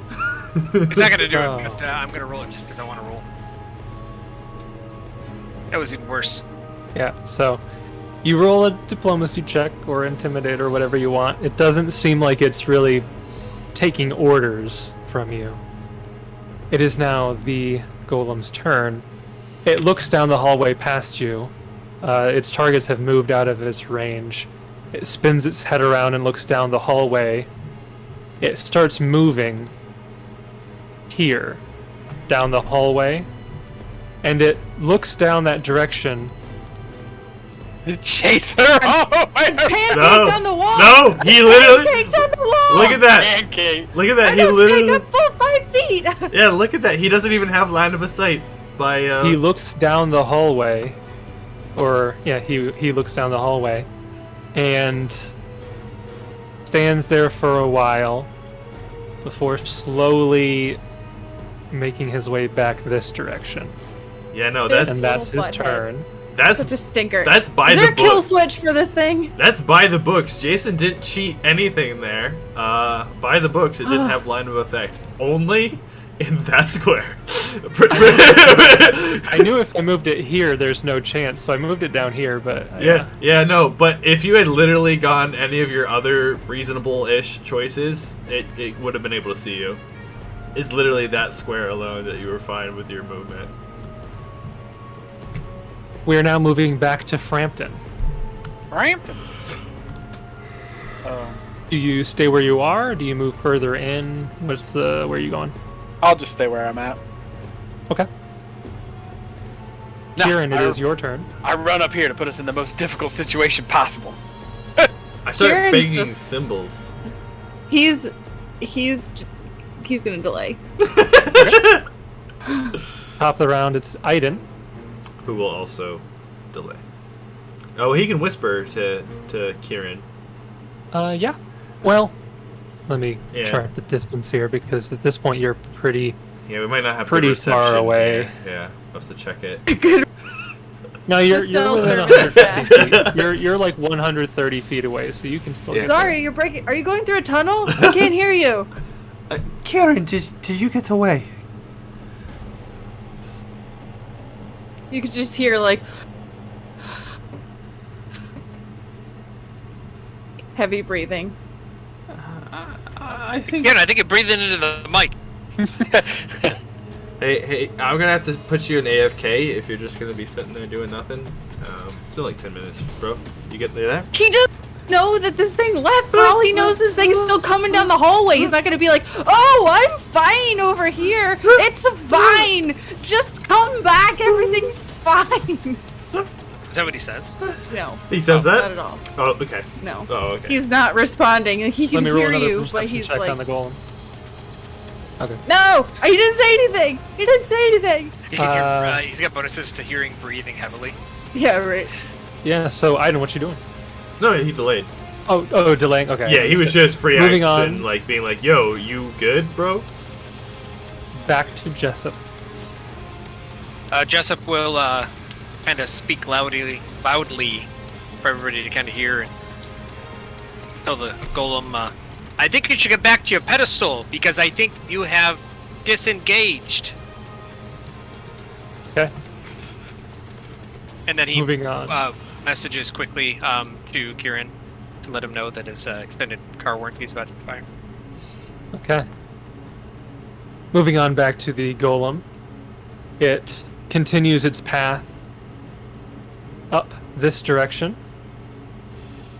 Jessup lied. He's a liar. Looks down the corridor. He doesn't see anything. Turns back after a short while and goes back onto its pedestal. And we will drop out of initiative for now. What are you all gonna do? I think if we rinse and repeat exactly what we did previously with the dagger and the traps, we should be okay. No consequences. I think it goes without saying that we have to be quiet still. You okay there, Kieran? Yeah, I'm fine. Just give me a minute. Is there still banging at the door, Jason? Yeah. No. Go take a breathe outside. That'd be think you still got 2 hilarious. minutes. Breather outside. Get some fresh air. Go get some fresh air. Okay, well, we can kind of go try this back again, if you'd like. Aaidan will move the lever down in the position that didn't activate the trap. Okay. So, You move the lever back to the down position. Alright. Jessup, Kieran, I've moved the lever down. It should be safe and quiet now for you to get the key. I will, I'm gonna go back up here. I'm gonna stand, like, right in the center. Okay. Now, see, in most games, Jessup, body blocking is frowned upon. Yeah. Okay. Oh no, I have it so many times. Pretty low level strat right here. Yeah. I remember my character's fluffy. He's got a big hitbox, Jace. I'm just saying. Right. He does take up the 5-foot square. Hey. Whoa. He's as round as he is tall. Okay, so Jessup's 5'6". moving in front of the golem. 6 foot round. 5'6" round. You're basically the boulder from Lost. Kieran's heart is still racing. He kind of, like, out of desperation was just casting magic, I think. It wasn't... Oh yeah. He got caught completely off guard. Didn't think that was going to happen because he thought, like, oh, I haven't walked by without the cloak, so I'm fine. And then all of a sudden this golem comes storming out at him, like, right up in his face. No, that wasn't So he's, a like, dig. trying to... No, I'm just saying, Yeah. like, what Kieran's going through right now. He's trying to still his heart, and so he'll whisper under his breath. I don't know, you can choose not to say message, or they just Yep. hear everything that you Yeah, say? you can choose. It's selective, I believe. I have to read the All right. spell again, but So he's going to, just in case, he's going to whisper to himself in Draconic, and he says, Aaidan, I hope you're right about this. And he will move forward into the alcove. Okay. You step forward. The lever is in the down position. But that's just what Aaidan said. He lied. yes. All along, Jason and I have been working together. Aidan's been Malthuri the whole time. Jessup. Turns out, Aidan's like, that's the last time you make fun of my Right, age. yeah, Jessup, you look on your back and you notice the green cloak's not there!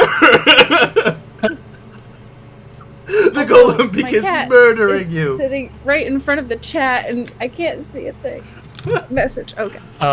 So you move into the alcove. You kind of have to move some of the wires out of your way to make your way forward. It's almost like a thin spider net going forward, but you're able to make it to the back without setting off the trap. Sorry, we've got some cat bathing action right in front of the camera. Nice. Okay. So I will move up and then gently lift the key off the hook. Okay. And readying an action to pull it out of here. I know you can't ready outside of initiative, but just flavorfully, I'm readying to skedaddle.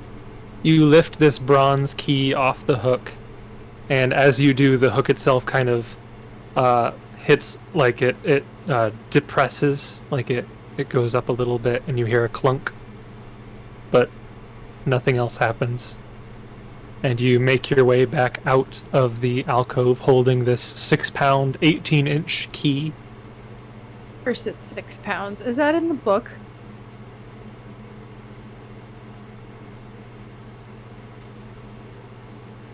Mic on. Powering off. Powering on. Mic on. Mic off. Mic on.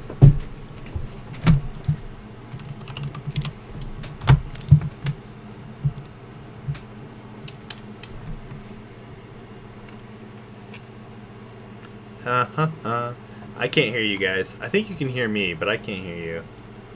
Which is kind of important.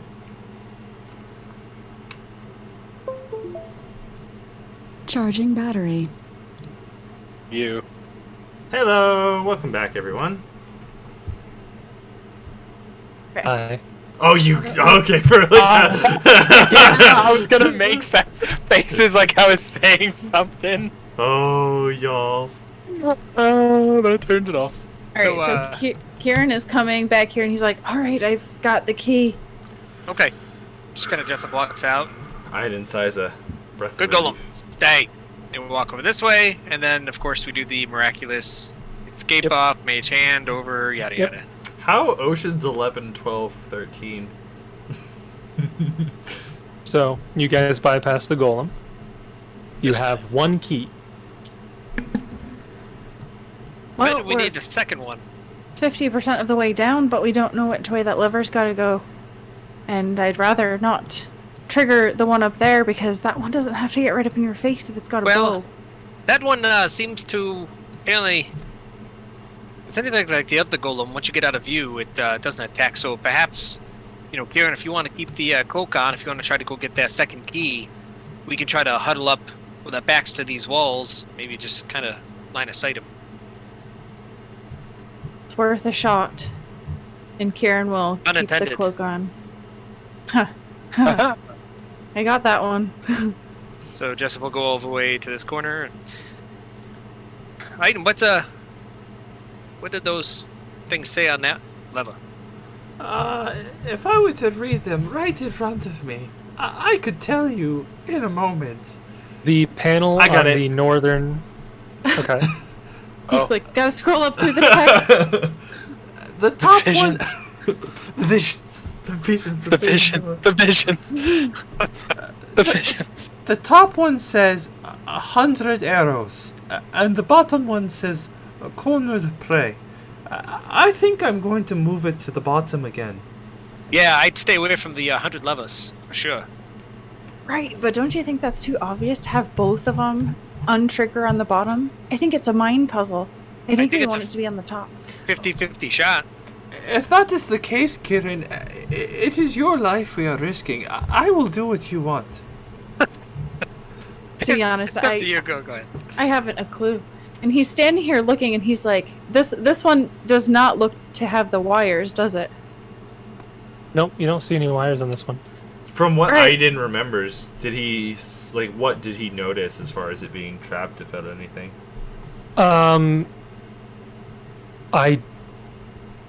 So your perception was, what could you have gotten? 30, I think. Okay. Yeah. So I think that's enough to get a general idea of how it works. When you were looking at it, it looked like there was a seam in the middle of the hallway that was a little bit thicker than the tiles usually have seams between them. Because, I remember it was pressure plates over here, a hole in the wall on one of these, right? Or holes in the wall. Well, both of the hallways had pressure plates all over the place. And the northern one had two candelabras that looked like bows with a bunch of arrows pointing out from them. So he'll remember those details. And I don't know for sure, Kieran, but I really think it is the bottom one again. Alright, well, if I die, I'm coming back to haunt you. Jessup will whisper to Aaidan directly. You can, if he feels better, just tell him to put it to the top one, and then do whatever you feel is right. There is no The need. only rub with this one, though, is I don't know how to trigger this one without killing myself. Because the other one had wires I could try to trigger. This one, no idea. Aaidan does have a 10-foot pole he could have given you. Could Frampton look at it to see if he could disable it? You can roll a disable device check on it if you so wish. Would I have to roll it up here, or would I have to roll it down here? Oh, you'd have to be at the trap to disable the trap. You know, Oh. like a trap. A trap! It's a trap! It's a trap! It's a A trap! trap bar! It's a You can trap! roll. You can roll a disable device on any of these traps, but you can't do it like remotely. Right, but I'm saying like I have to be up here at the trap, not down here at the lever. Correct. Yes. Okay. You could disable the lever. That might so- not help you. You at disable all. the lever and just the traps start going off like without stopping. The golems come out and Somehow trolls we're stuck magically in Saint's teleport in. Fortress. A wizard Frampton will mistakes it. go down Wait, the. hold on, Frampton. Oh, You're going to request Kieran to pass you the cloak first. I was gonna tell Jessup what I was doing so he could tell Okay. Kieran. Well, You you can can, we still talk playing you can telephone you can talk right You to can- Kieran. They both have message. Okay. So you, Yeah, the only I'm gonna- person you can't talk to is me. Well, I'm going you can because to- you're in the same room. Right. Yeah. Yeah. But I'm No, gonna no. assume anytime you guys move by at a like a 1-by-1 thing that you're doing that. So Okay. yeah. Okay. All right. I I'm don't know glad how you're benevolent you are or patient. not. Oh yeah, I think I might be able to help you with this one. Let me see if perhaps I can disable it. I like this And- plan better. I put more trust in Kieran's skills than my knowledge. I mean, Frampton's skills. Yes. Well, that That's makes what one I of us. said. You know what he said? I'm Now- flattered. I'm flattered that you think I have skills, Aaidan, but unfortunately, this is No, outside my wheelhouse. Kieran, just spellcraft that trap. Where did we land on the whole take 20 vis-a-vis? So you cannot take 20 on traps because there is That's a right. distinct fail chance. Chance. Failing is bad. Mm. Can Okay. happen. I believe you can still take 10, but you don't know what the DC is. All the while, the fair- lever is still down. Just as a heads up. Okay, lever is down. Yeah. Okay. I mean, worst case, if Frampton fails, then Kieran will be able to see the trap sprung on Frampton's face and not his. And he can compete. we'll get to meet Justin's great new backup he's been working on. I've got a That lot is of, true. Yeah. I'm pretty excited about it. And it pops out of one of the Really coffins. It's, an it's the undead engineer. It's an undead dwarf. It's an undead dwarf. Yeah. Looks surprisingly like Orin. Surprisingly like or. He busts open that sarcophagus. I'm gonna Turag's dogs that hurt! I'm a gambling man, so as per usual, I'm gonna straight roll it, and we're gonna see what happens. Oh, Okay. yeah. And just so I know, you're wearing the cloak now, right? Yes. Okay. Oh, great. Go ahead, You're roll gonna your die, disable Kieran. device. Oh, Oh my Oh my goodness gracious, boy. good job. Oh my goodness. That doesn't Natural 20. So you are able to successfully step forward. So this is how it goes. You step forward into the area and you feel the floor beneath you kind of cave like a centimeter, ever so slightly. But it doesn't drop out. You take another step forward, another step forward. You can feel a little bit of vibration in the ground as you step. It's loose. You look forward and you see the hook that the key is hanging on. Above where the hook meets the wall, there's a little gap. And you're looking at it and you get the idea that as soon as you try to move this key and this hook comes to the up position, this floor might drop out underneath you. Oh. So you take some random cloth or items from your pouch or backpack, and you kind of stuff it into that hole. And you get the idea that as long as you've blocked that area, you should be able to pull the key up without the hook triggering. Okay, that makes sense. Yeah. So it basically blocks it from triggering the Yep. hook. Okay. Cool trap. Right. Cool trap. Right. Exactly as I anticipated. We're good. Yeah. Oh, He will joy like to play. kind of shake his palms like because they're sweaty. Like, Calculated. Grab the key at least.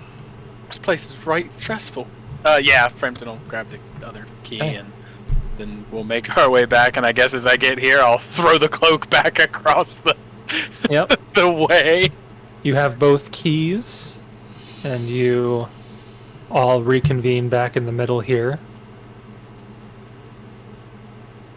I can hear. Frampton, just a thought, and maybe this isn't the best, but do you think we should try to disable that other trap in the hallway just in case we need to make a quick escape? You know, if there's something in the vault that's unsavory, perhaps if we need to get out quickly and the other way is blocked, perhaps. Maybe it's a bad idea, I don't know. But She's talking about the traps that would feasibly be here. yeah, the Okay. millions of arrows or whatever Aaidan said was there. I don't want it to go off prematurely and injure you, but I don't know if Yeah. that's Yeah, I think that's a good idea. Let's head back up and take a look. Aaidan, I guess. hearing that conversation, will move the lever to the up position. all right. Lever is now in the up position. Frampton is going down the hallway to A take cloak. a look at that other trap.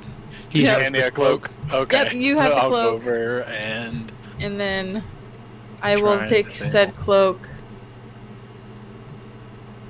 So you're going with him? Okay.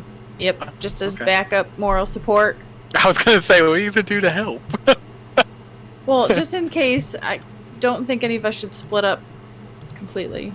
I imagine Kieran's just standing behind Frampton, like fist pumping the air, like yeah. Well, Kieran, Just a now, hype man.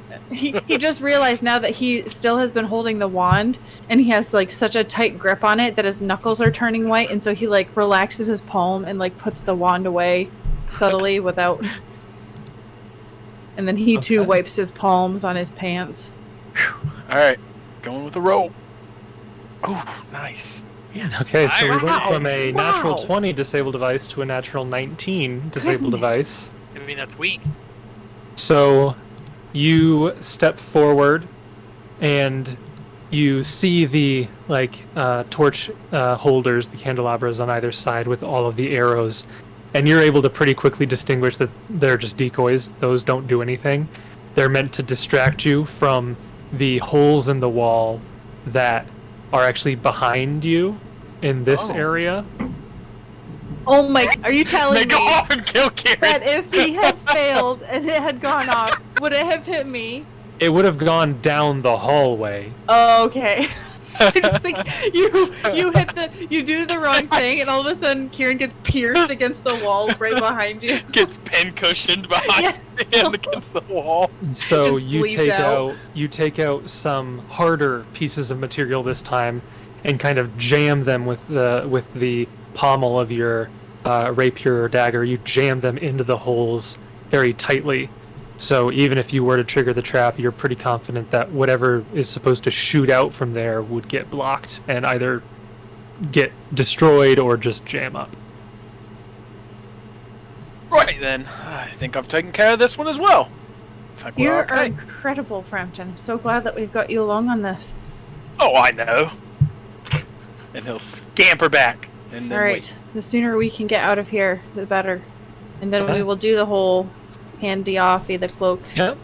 You have disabled 3 of the 4 traps. At the 4th trap, you didn't need to bother with once you figured out how it works.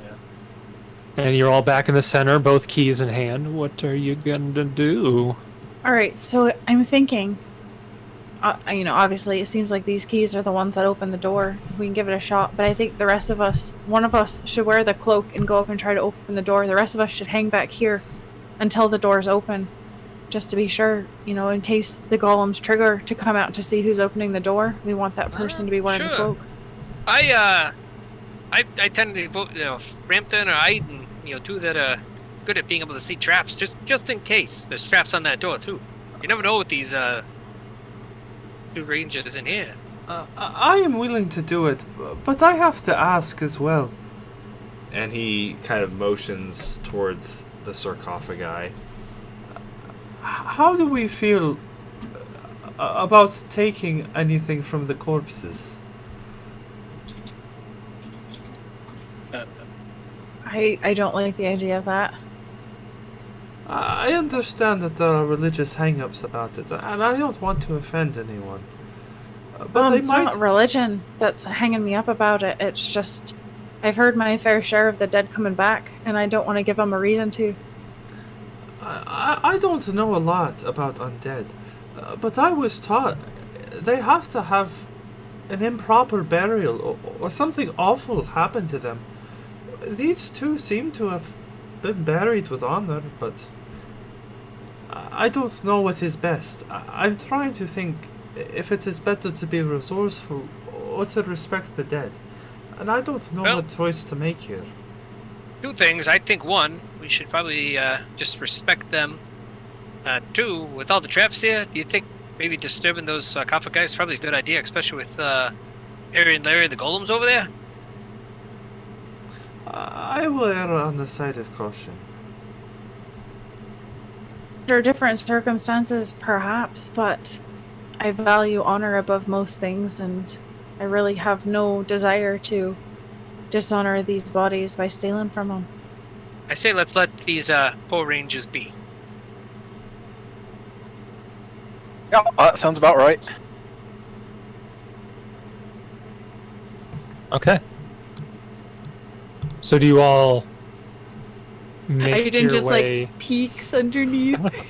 No. Three of you make your way back to the I iron think door, I and know. Aiden's like, haha. I think I little know lady. why Aaidan wants to look in there. I think I know. Great sword.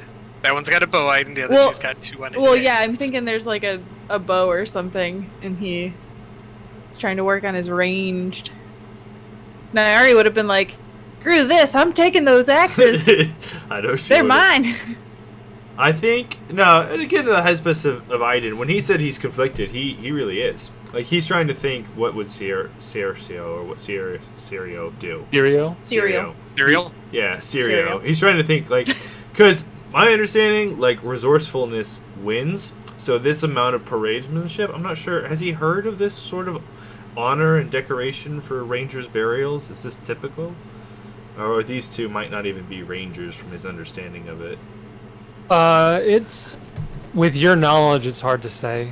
Mm-hmm. Like anything that you've heard has only been kind of secondhand from Aubryn, and these guys would have predated even her, because she's only like 30, Right. and these guys died at least 50, 60 years ago. Because it is conflicting, I think, for him personally, because his father was a pastor or a preacher, right? Grandfather, I mean.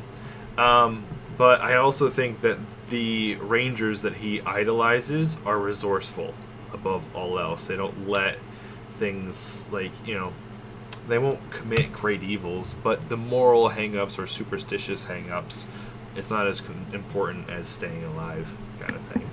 So. Well, speaking of superstition, there is all of the warnings and cursings on the iron door. So. Well, we haven't gotten there yet, but yeah. Yeah. But, yeah, if you just think about it, Cerio might have a completely different opinion than Aubryn would. Right. And that's what's running through his mind is he's Yeah, because I think there was all kind of rangers. And I think They're all what different. this is And not all rangers were good, not all were neutral. There might have been evil rangers. It's a diverse group. Mm-hmm. And I think that he is trying to figure out the sort of ranger he wants to be, and that's the lesson he's learning today. Neutral evil. Yeah. So he's gonna open it. I'll strength check. Yeah, sure, no problem. No, I'm kidding. But yeah. A mummy jumps out. Yeah, we loot this place, leave successfully. I have to tie my shoe. I'll be right there. And then he comes out with a bow and some axes and stuff. I can use. Aaidan, I think your coat of weapons got heavier. Oh, I always had this. I just didn't know it was here. I don't know what you're talking about, Kieran. And then like an axe or something falls out of his back pocket. I don't know how that got there. That's so funny. Where did you get a +5 Vorpal axe?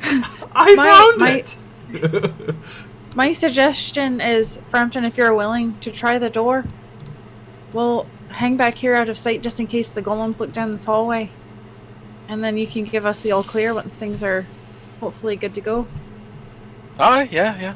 Troll bait as usual, and he'll step up and... Oh, I'm sorry. I was thinking Aaidan the whole time. I said Frampton. I meant Aaidan because he was the one that volunteered. That's my bad. That's out of character. Frampton's also open to it, but yeah, that's fine. Kieran specifically said Aaidan because Frampton had already like put his life on the line twice trying to disable traps, so he's trying to spread the wealth here. He, while he was over there, was reading any inscriptions. There wasn't anything, just her name. No, there's no inscriptions on the sarcophagi, just the images of, you imagine probably their likenesses were kind of carved onto the top. He does his best to commit her visage to memory. Okay. No grace. You walk over to this iron door. You see the 2 keyholes in the side of the wall. Do you insert the keys? I would like to read what is here. Okay. Looking over the door, again, you see numerous warnings and curses etched into the door. And again, this is an iron door, so they must have been like a metal, like a dagger carved in there or whatnot. Promising only misery and death beyond, or terrible fates will haunt any who enter. It's just a hodgepodge of different curses, different warnings all over the place. In different hands as well. Yeah. It's not a single script, it's different handwriting. Potentially different languages. I don't know if you speak more than just common. I speak only a few. Taldane. Okay, so there's definitely some in Verisian, but there's others in languages that you don't read. I don't know. Kieran and Jessup, there are a lot of curses here, and I don't know if they are just words, or if they have magic power. Can you tell? And I'll roll Spellcraft's it's not possible, but he's going to, just for flavor. I'll detect magic on the door, and then also see... I doubt that I can, because I only speak Draconic. That's different from Aaidan, so... I will also inspect the door. Okay. Both of you roll knowledge religion. I don't have that. Can I roll linguistics on the writing at all? I don't know if that would be anything, but... Knowledge religion? Yes. I have some ranks in knowledge religion. I will roll a 27. Okay. I will roll it for fun. I will whisper... Okay. I will whisper just to Brandon what insight you might get out of this. Yay! Insight! And with Jess's bluff, you will never know. Yeah, so hey, you I have the accent pretty good on that one there. I have you written up there, so that's your take on it.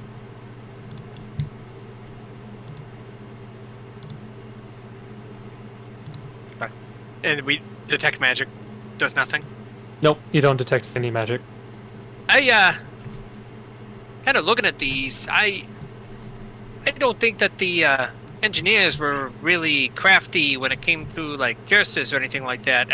If you want my honest opinion, I just think it was some people that were just scratching stuff on the walls, maybe trying to spook anybody that maybe was trying to come in here. You think it wasn't the Rangers that did it? It could have been the Rangers, but I think it was just Rangers just bored out of the gourd, just wanted to spook some people. Bored out of the gourd. Well, given the success of the traps prior, I wouldn't be surprised if it were actually cursed. You can go back. I mean, I don't think so. A lot of the, I mean, think of all the traps we've encountered so far. Even these golems here, they're types of machines and things. I just meant it was a good bluff. As he goes and looks at the keyholes and I see what you did there. Well, I'm gonna step back though, just in case. Well, but I mean, trust me, but just in case. I'm gonna get back here. Okay. He nods. So back all to of the you group. step back as Aaidan moves forward. Which key do you put into which hole? Well, I was going to ask. Obviously, we would have kept them separate. And the one from the top, I was wondering, is there any indication, any symbols? Is there like a bow? Is there like axes? Is there like, it looks like it would fit in one or the other? No, it's just 2 holes side by side in the wall. Are the keys different colors? Nope, they're both bronze. And are they identical? They have different, so they're both very intricate with their etchings and engravings and such.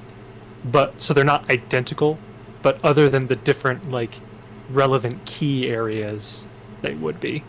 Okay. So he will place the one that they got from the top side here, Okay. and the one that they got from the bottom side here. While he's doing that, Jessup will whisper to tell Frampton, you know, I don't know, I get this funny feeling that we almost have to turn both keys at the same time. Why don't you go help Aaidan? Yeah, all right then. Mander on up. Okay, so the 2 of you each take a key. Yep. And you go to put the keys into the holes in the order that Josh said, and they don't fit, so you have to switch them, and then they go in, no problem. A fun little flavor there. That's good. I like that. Is that real, or did you just make that up? It doesn't matter. I just thought it'd be funny to throw in a little bit of thing there, but you're able to put the keys into each of the respective keyholes there, and you both turn the keys, and you hear a rumbling and a turning of gears inside of the wall, as inside of the stone wall, as the iron wall door begins to retract to the south into the wall, and I'll kind of reveal it so you can kind of see what's going on here. Sure. Did Cyberscape die for everyone else? No. I still have it. Ooh, I heard a door open. Cool sound effect. I just noticed it was dead, and then when you activated that sound, it came back. I don't know what the ending of that was, but There's someone with a very badly tuned violin on the other side of this. It's the door. Legend of Zelda, just a I don't know what this one is.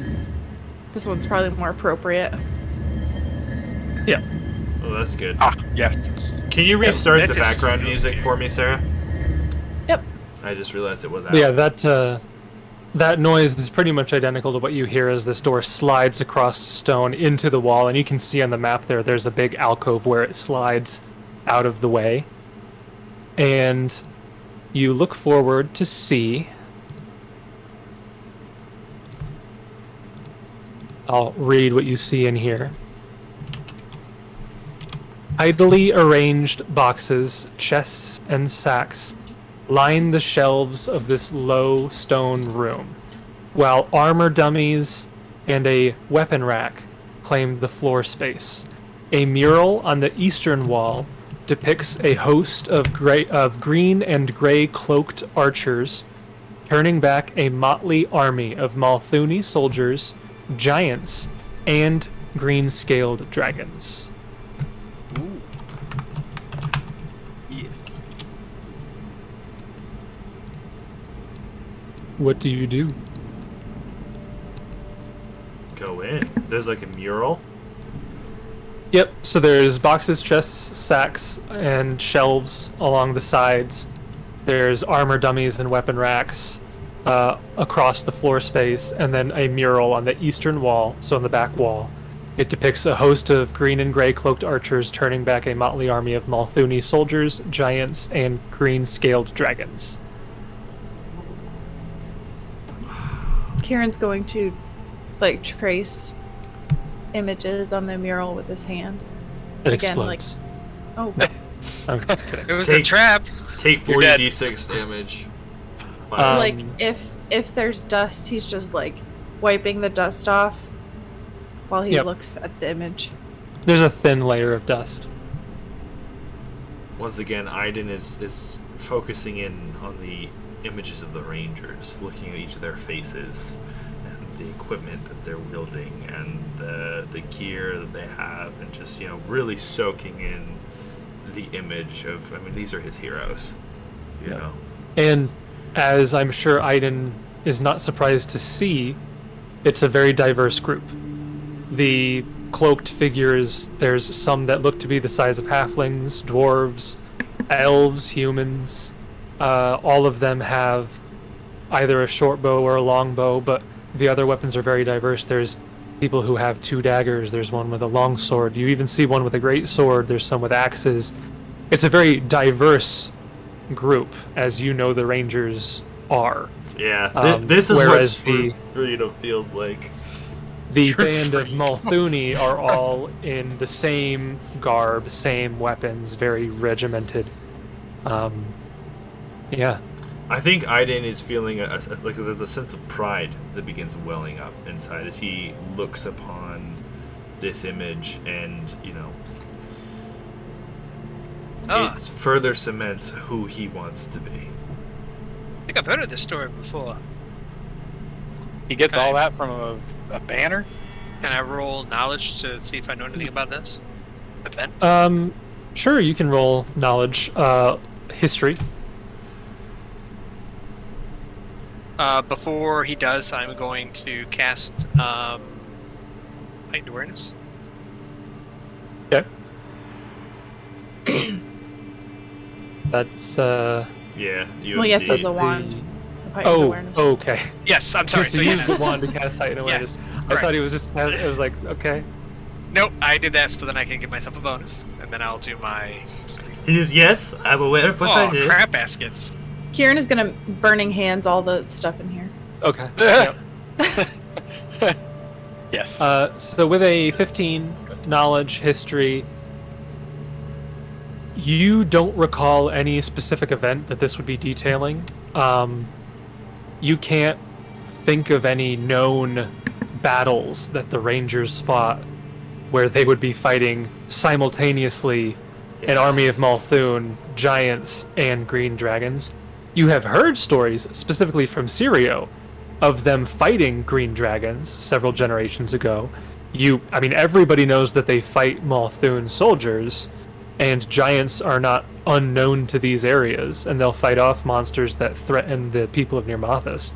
But your best guess is this is probably just like a general mural. It's not depicting a specific event. It's kind of like an overarching, like, these are the Rangers type of a concept. Look and behold their power and their purpose, kind of thing. Yeah. I would have thought this treasure room would be a little bigger for all the traps and wonder. Well, maybe it's quality over quantity. I guess. Well, full chest full of us, right? Hey, Aaidan, maybe there's a great sword in here. I personally am hoping I find a falchion. You're looking around. You don't immediately see a falchion anywhere. You can try to look for a falchion specifically if you want. Justin says there was a falchion in here. I removed it. It actually says so right here in the book, but I didn't want you to take the critical feat line, so I removed it. But I'm the GM and I do what I want. So I guess we loot the room? So, you see a dozen, so again, armor, dummies, and weapon racks. You're able to pretty much just immediately, just looking around, you see a dozen long swords, 2 dozen short swords, 3 dozen spears, what appears to be a very well-made great axe, a very well-made great sword, kind of in the corner, dust kind of covering it. You have to look for it a little bit, but you find something there. Oh, buddy! You find 2 well-made long spears. Basically, well-made meets masterwork, by the way. Yeah. So masterwork great axe, masterwork long spears, masterwork great sword. The armor stands are dressed with 2 suits of masterwork hide armor, a suit of magical armor. Appears to be some sort of leather.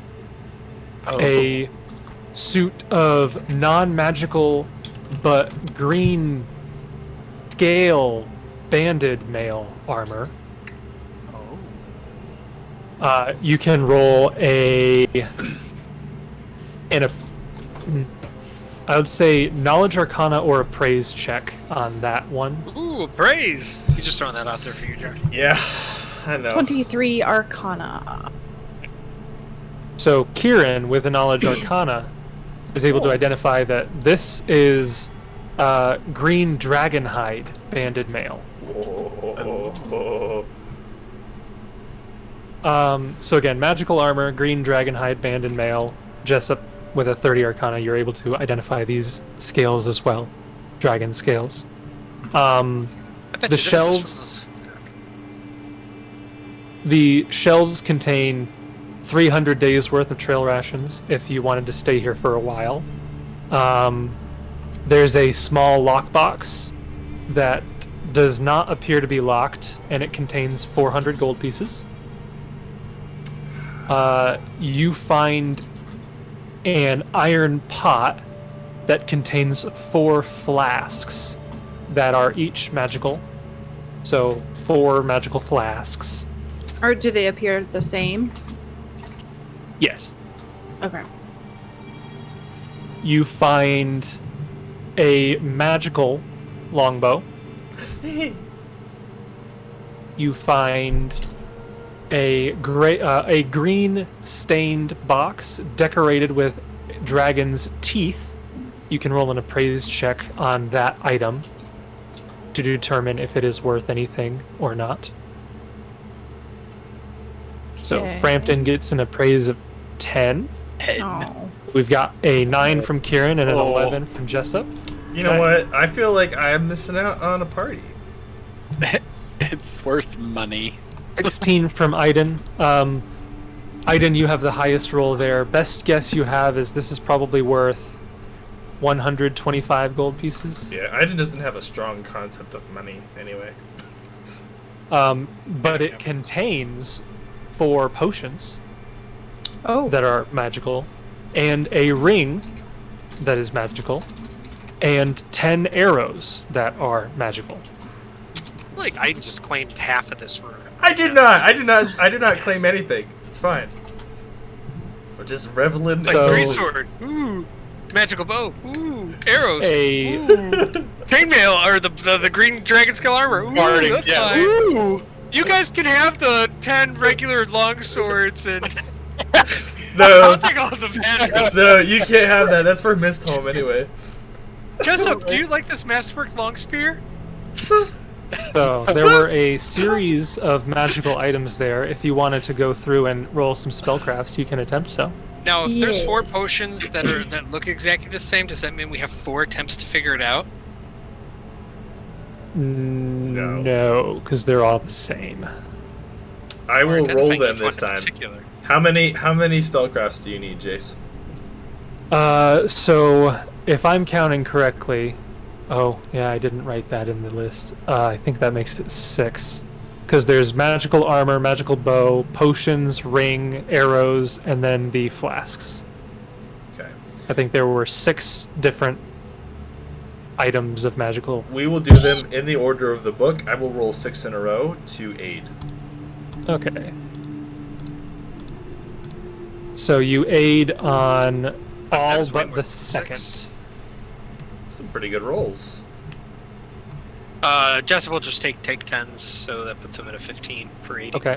Kieran, so So Kieran, the first roll. So order that they appear here is the magical armor first. So you get Okay. a +4 on this roll to whatever you have. Okay. So, I'm wondering. I have a +13. If I take 10, that's a 23, which is borderline if it would. With If it would even- with +2 or +4 on top. it'll be I don't know. +4 for this I don't know. No, if you, no. The 13 is with the +4. I don't know if So you it's a can. 9. I don't know if you can take 10 on spellcraft. I literally just did.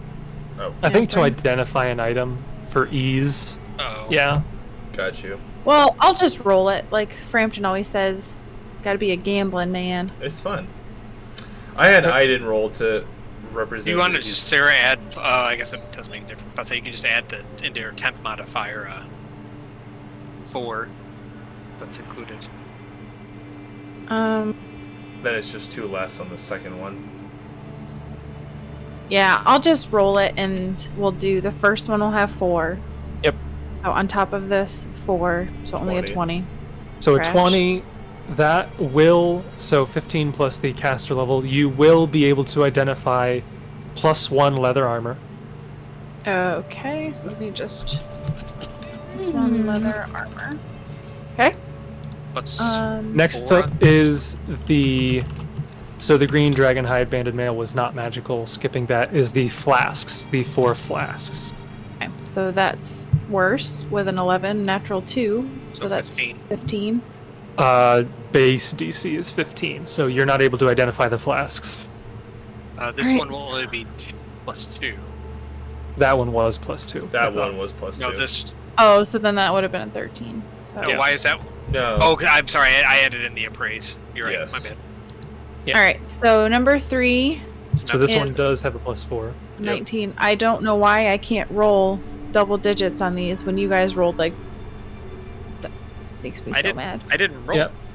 No, So, I'm just I rolled. salty about roll 20s Welcome rolling. to my life with skills. So 15, you're not able to identify the bow.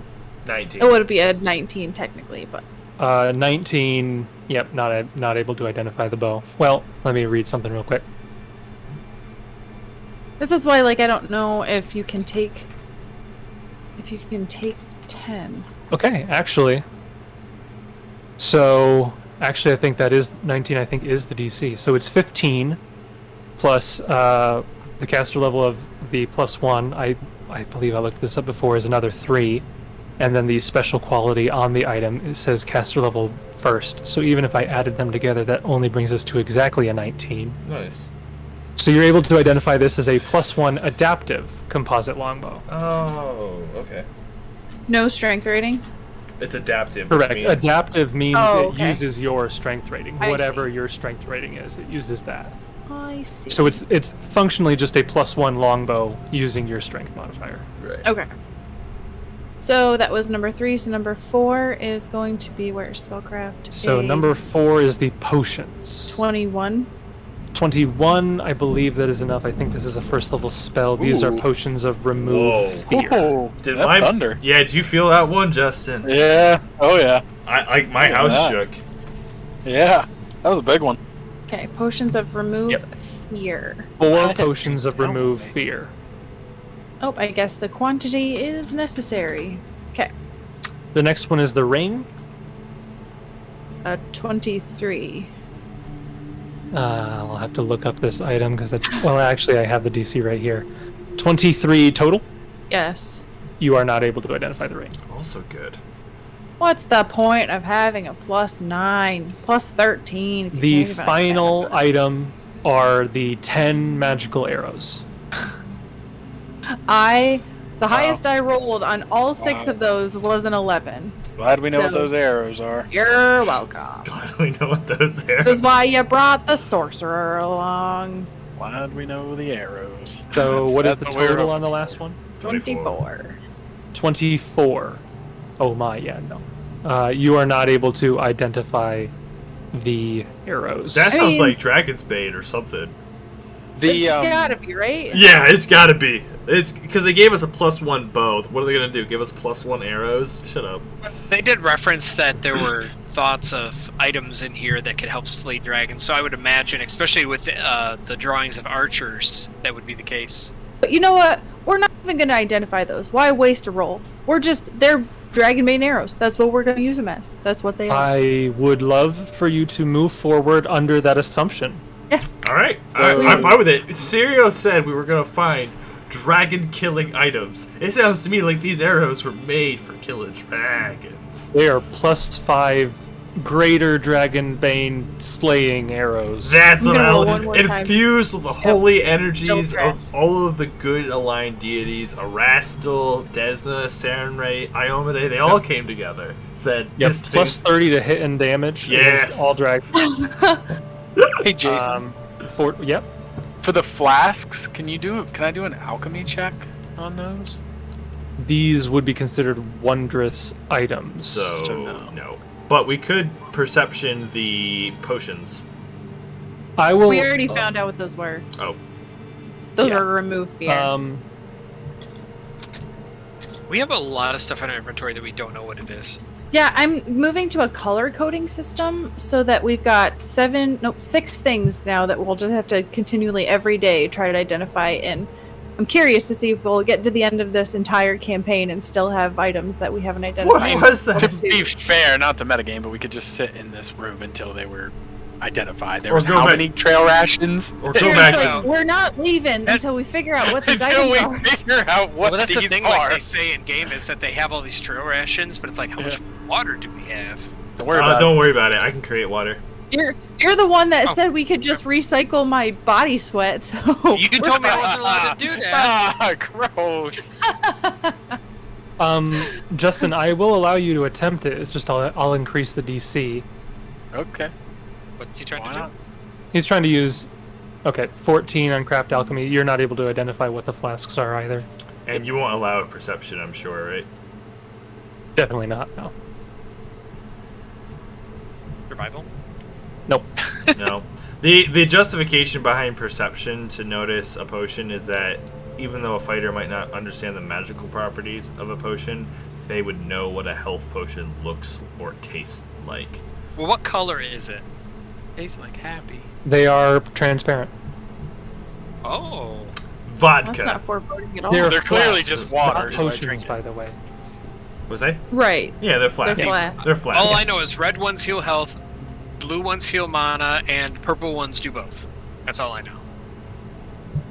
So, which items did you fail to identify? We failed to identify the arrows, the flasks, the ring, well, the pot of magical substance, the rod, and the wand. Those are the Okay, so what are sitting there. The 3 items in this set that you did not succeed on, you can roll a knowledge arcana check for each one to identify the school of magic if you'd like. Sure. I'll go flasks, ring, and then the arrows.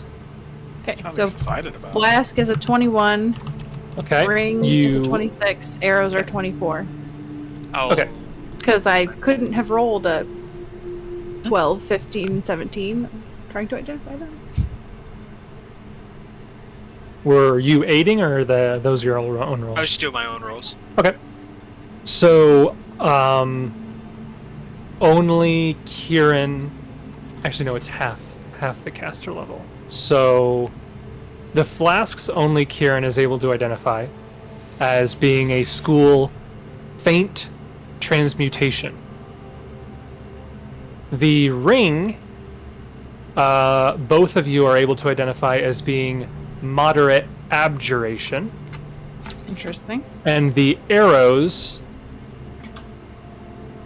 both of you are only Kieran is able to identify as moderate conjuration.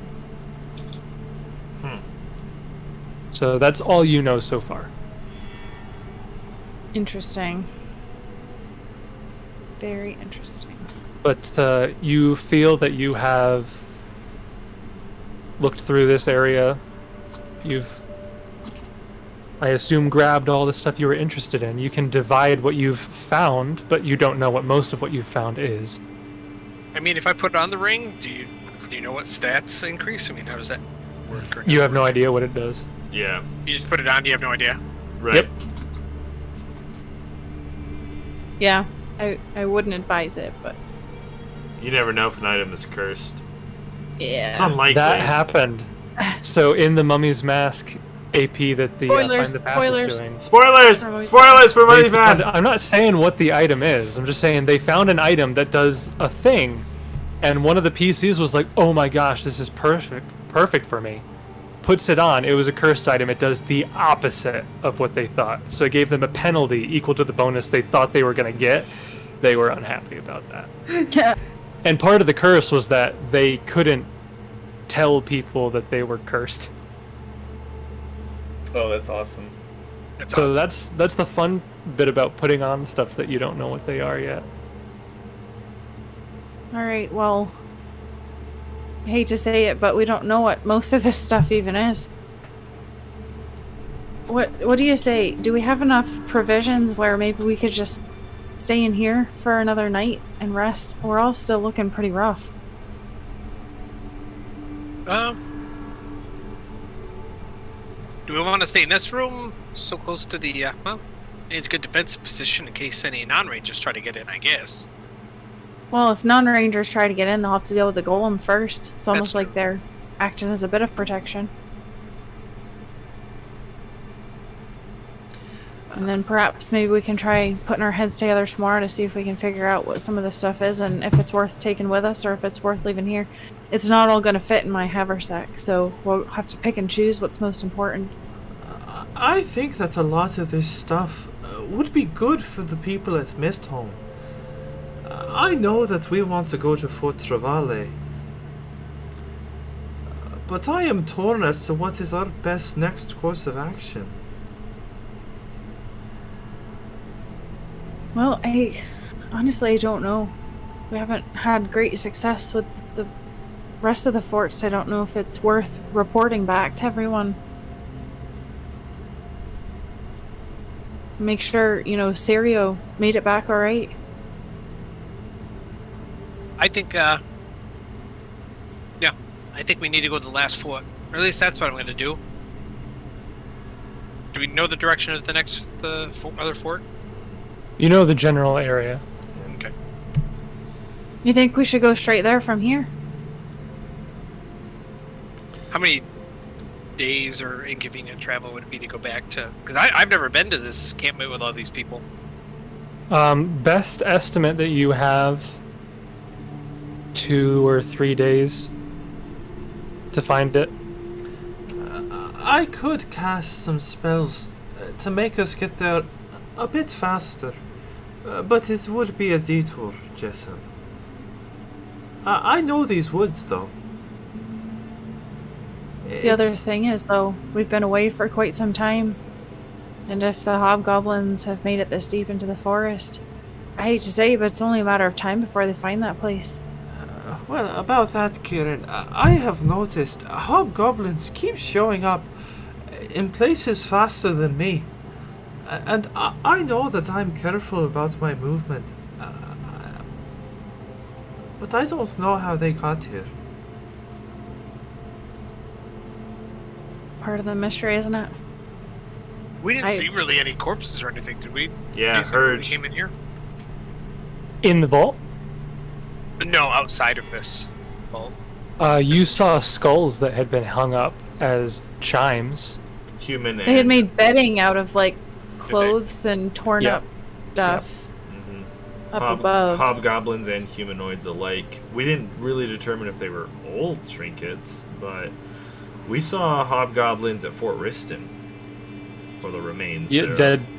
dead Yeah. hobgoblins at Fort Riston, yeah. Which, and according to Serio's testimony, they were there.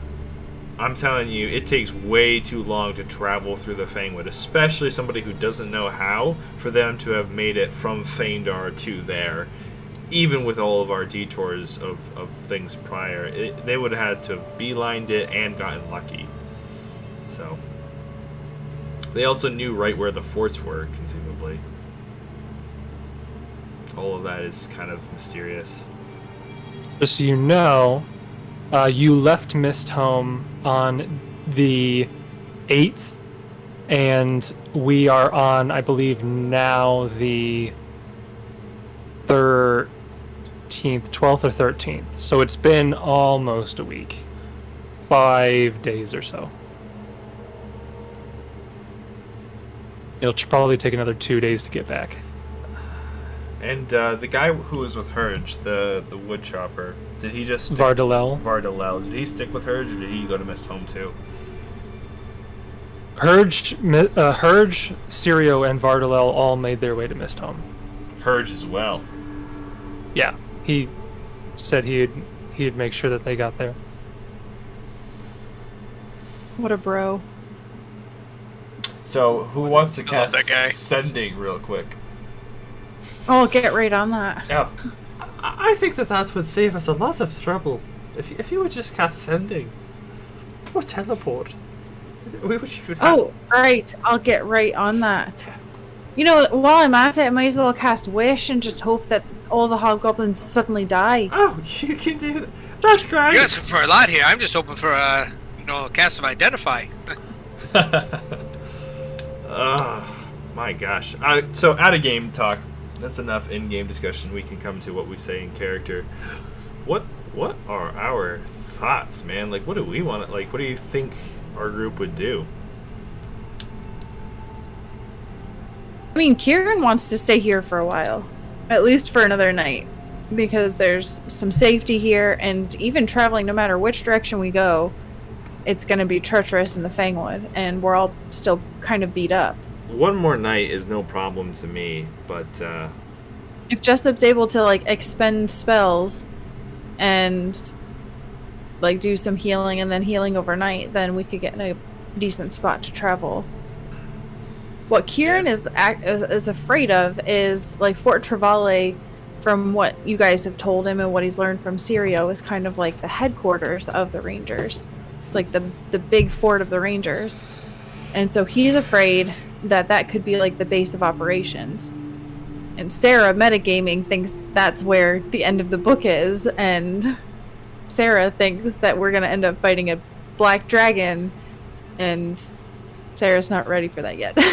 I still don't know about all of that. Even in-game and out-of-game knowledge, I can see that, but I also could see, like, we meet the Rangers and we request aid, and that's the direction that this book goes, and we save the dragon for an allusion to something later. Awfully optimistic of you. It's like, Book 2 doesn't actually have a boss. Book 2 has a happy ending where you find the Rangers, they're all fine at Travale, and then You don't. Like, you could also 3. not succeed in garnering their aid.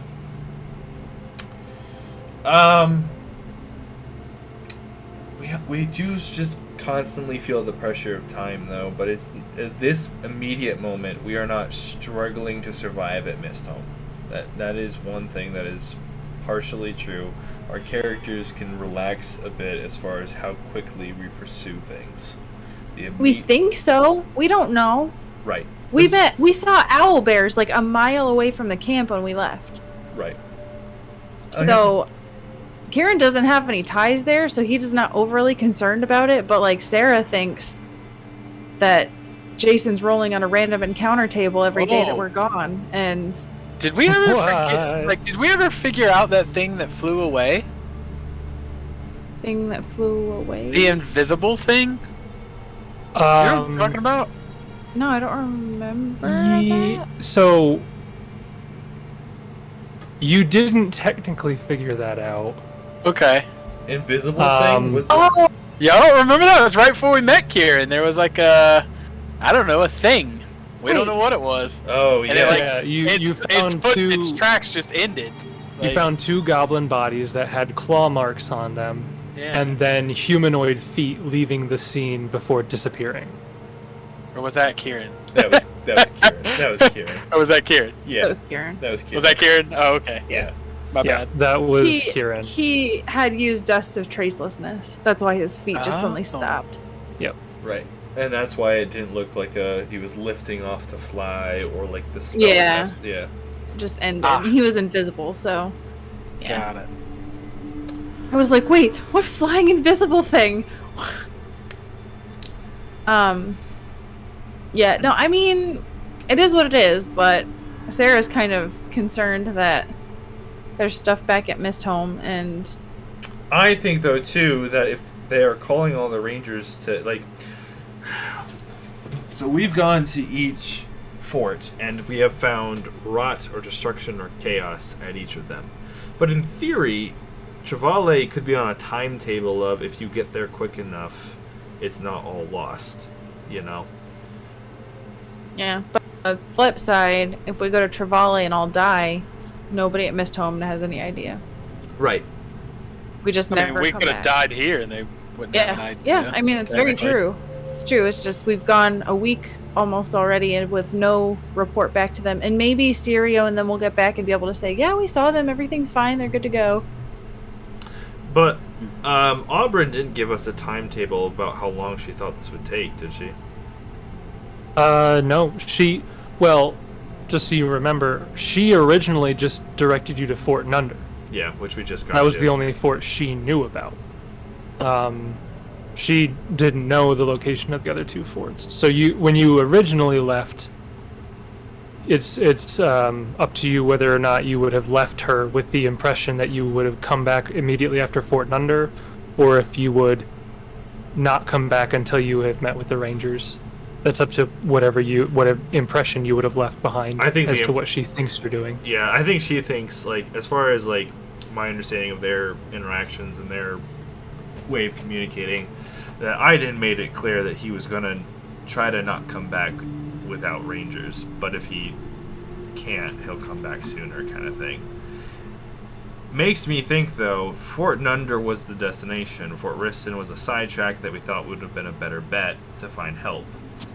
We've done what I think our first inclination was, so I think Aaidan would want to keep going, but also think like he wants to go and tell them exactly what's happened. He wants to bring these supplies. He wants to start, I mean, he mentioned it prior, he wants to start training the survivors to be able to defend themselves, because he realizes he can't be there all the time. But one of the ways that he can establish that for himself, like the peace for himself to keep moving, is if they can at least do something should hobgoblins get close. And this is enough weapons to supply everyone. And that's what Auburn had said was the biggest problem with that plan. It was like, we can train them to what? Punch people? Train them to hit people with sticks? What's that going to do? And so I think he wants to go back at this point. And then go to Travale thereafter. So is Travale like in a different direction? Than Mistholm? Yeah, it's the opposite. So it is. So if Mistholm is to the southeast, Fort Travale would be to the northeast. So not the opposite direction, at least not the diametric opposite direction, Gotcha. but north rather than south. Same eastern direction. But, yeah. But as far as if we were to beeline from where we are versus swing by Mistholm, with assuming he cast Natured Paths a couple of days, they might only be sidetracked a day from how quick they would otherwise get there. Is that right? Roughly. So it would probably take you 2 days to get back to Mistholm from where you're at. Uh-huh. And from Mistholm, it would take you maybe 3 or 4 days to get to Fort Travale. Yeah. And if you move from here, it would take you anywhere from 2 to 4 days. So you'd be gambling a little bit behind in terms of number of days. Because another option is to go just like scout out Travale and then double back to Mistholm. If we, get information, if we find out that the Rangers are there, then obviously like that's fine. But I'm just like, now I'm kind of doing a 180 because I'm thinking back to when we were going to go check out Fhaendar and then we like did all this other stuff and then we're like, okay, yeah, no, we actually need to go back and look at Fhaendar. So now I'm like, are we supposed to go check out Travale and then do like other stuff? I don't care about what we're supposed to do. I don't mean supposed to like what the book is saying. I just mean like, I don't know. I'll move you to the main map here. Jessup would vote to go to Travale. Yeah, Frampton would probably say the same. And honestly, if I'm being true to Kieran, he would say that as well. He doesn't have any ties at Mistholm, so he wouldn't really see any. Not that he doesn't care about those people, but it's right. Kind of if there's any grasp that he can find the Rangers to help the masses, that's what he would want to do. My question is, if you go that direction, are you leaving the supplies here to come back later? That's the because there are, problem. like I said, dozens of weapons. There were those other items that you found in the courtyard area, different lumber tools, sewing kits, all kinds of stuff there. Despite what myths and legends will say, Aaidan does not actually have an infinite cloak of many weapons that can hold more than 4 dozen. Jessup can hold a decent amount if we can find a way to strap it, but I guess haul and carry, but haul and carry up to Travale and then back down doesn't make a whole lot of logistical sense. no, we would have to go right back to Mistholme. I think Jessup would want to go to Mistholme. Brandon is thinking about it where, yes, I would want to, or not Mistholme, I'm sorry, Travale. I would want to go to Travale as well, but based on what we've seen going to Riston and Nunder, I don't know if I have much hopes for Travale at this point. Aaidan hasn't lost that yet. Syria. I mean, it's like we've gone. I mean, besides the dead rangers I was found with, have we found any other living rangers besides Serial? Nope. Serial's the only living ranger you have met so far. Other than what's at Mistholme? There are no. There's a former ranger in Mistholme. Right. Yes. Retired and honestly pretty washed No, up. rangers are like the Marines. You're ranger. You always a ranger. Well, she's Once. blind, so. She's blind. She wears her. Serial's got one leg. What do you want? She's blind. She has a peg leg. No, Yeah. she wears her veteran's hat every day, so you know. Real quick Or though, I would ranger. love a cleric with removed blindness. Wouldn't that be a boon? Too bad he had to go. Yeah. Yeah. Don't talk about that. I don't want to talk about any of this blindness nonsense. I don't know, guys. Like I'll defer to the party, but I just, in the headspace of Aaidan, I think that he's conflicted and swayable here. I mean, a big part of him wants to go back to Mistholme and give these people this stuff, and that's his charter. Like his as much as he is selfish about his pursuits and wanting to do things, it's all because he cares about people. He cares about Nirmathi. He wants them to be safe and to be able to experience freedom. So the sacrifices he takes on himself, unless he can get a huge payoff for the reward. And the thing is, if we go to Travale and we get a lot of aid and we come back with even better news and supplies, that's great, but I don't know. Yeah, but also, like you said, out of character, maybe we're on a timetable, and if we were to head to Travale now, maybe we could rescue rangers alive if there's bad stuff there, and maybe if we dilly-dally, then we get there and everybody's dead. Some other things to consider. Mistholme. We are very low on health, without any significant way to heal that back up. Yeah, I mean, if we're not doing anything, I haven't really spent any spells, so I could just blow through all my spells before bed.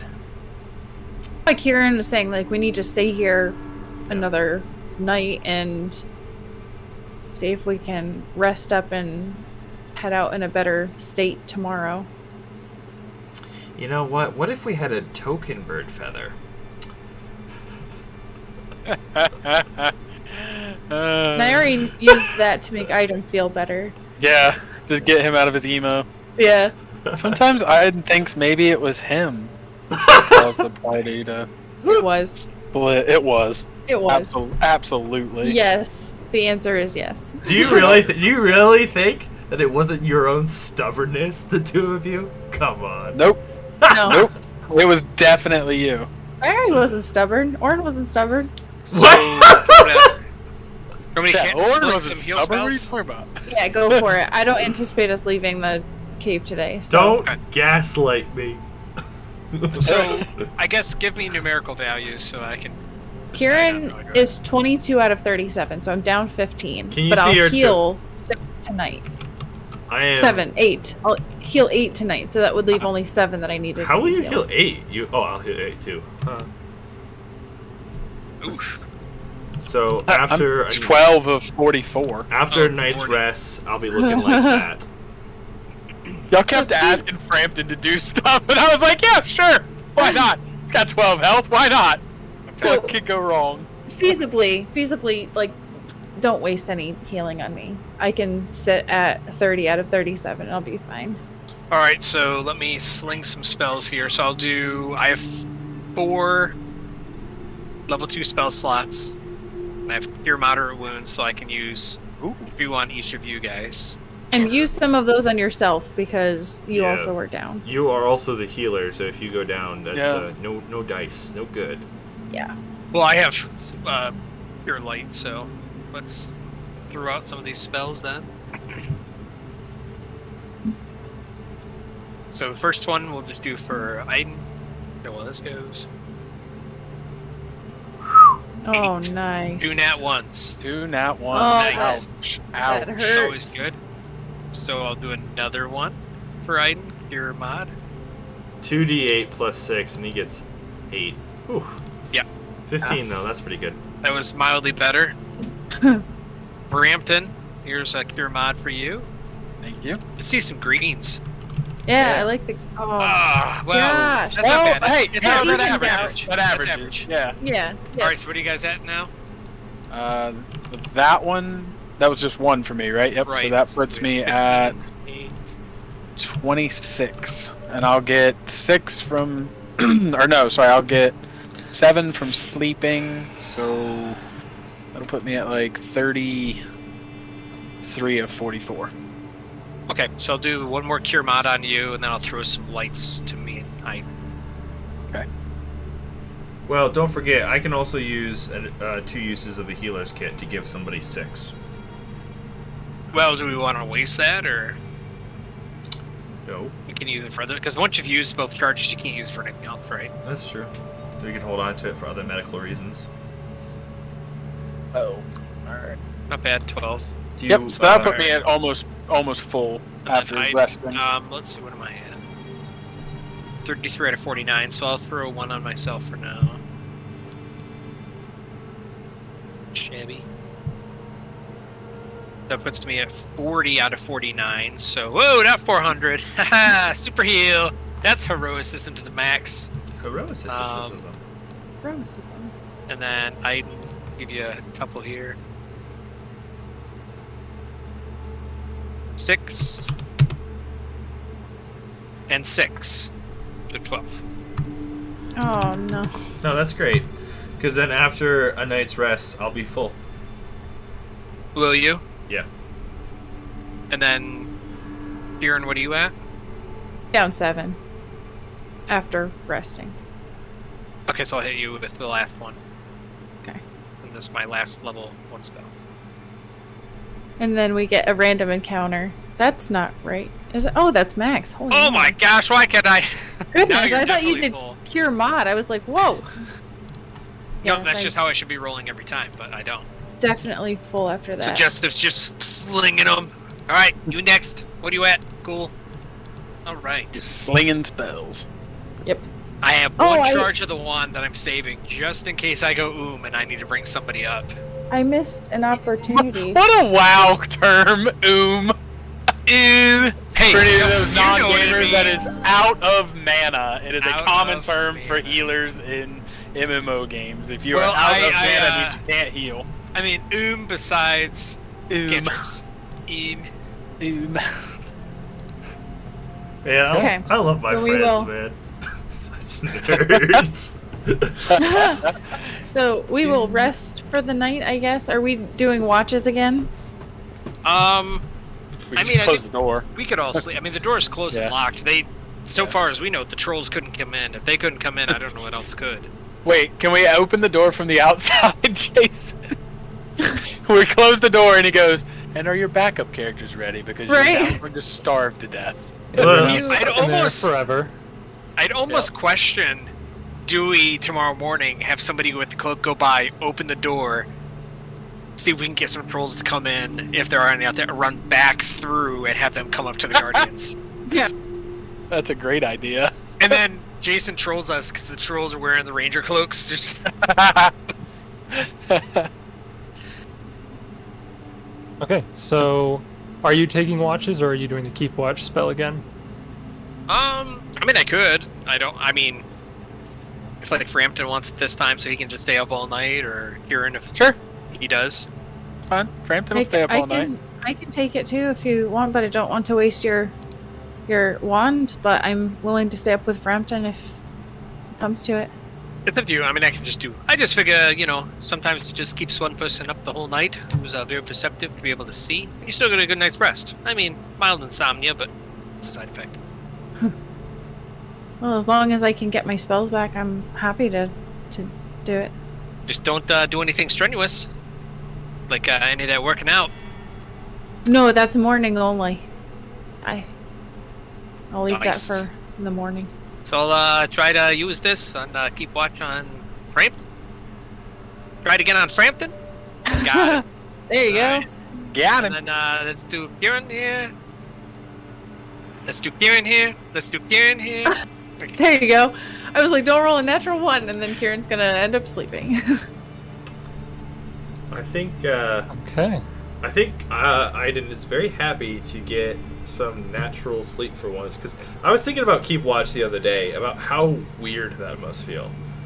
Yes, you get a full night's rest, but he has been conscious for like 48 hours or something ridiculous. Like, how does that impact a person, I feel like, when you've stayed up so long that you're no longer tired, but you just feel like you're going nuts. Like, I almost feel like if you use that spell so many times, you just start becoming an insomniac. Like, you just feel all twitchy and stuff, I would imagine. If you start switching to being like up all night and sleep during the day, like if it messes up your circadian rhythm and you just like can't, your body doesn't know when it's time to sleep and when it's a good spell, and I figured Jessup would like it because of his traveling a lot, that if he's in a place that's really spooky, that he's just like, I don't really want to fall asleep, then you just kind of pop it. And you get that, or like fantastic perception. But if you're having a great night at the bar, and sort of like keep going a little bit longer.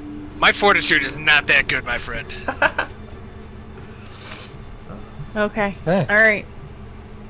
So you guys situate yourselves. You determine who's going to be taking watch for the night and such. And you rest up. And you're resting up in this vault room, correct? Yes. Okay. You don't hear anything throughout the night. I mean, even if there were more banging at the door, it would be too far away to hear anyways. But for the most part, it's a peaceful time that is passed. And you come to what you hope is morning. You've been inside this vault for 2 or so days now, so who knows what time it is at this point. But you wake up after a certain amount of rest and you feel rested. It might be the middle of the night when you leave, but... Kieran spent most of the night reading his book, but also writing. He just had a couple of sheets of paper, and he just spent most of the night just writing. Okay. Maybe engaging in conversation with Frampton, or just keep to himself, whatever. Aaidan, in the morning before his daily preparation of spells and getting around, probably would have just spent a couple of minutes looking at the mural and trying to once again absorb every detail.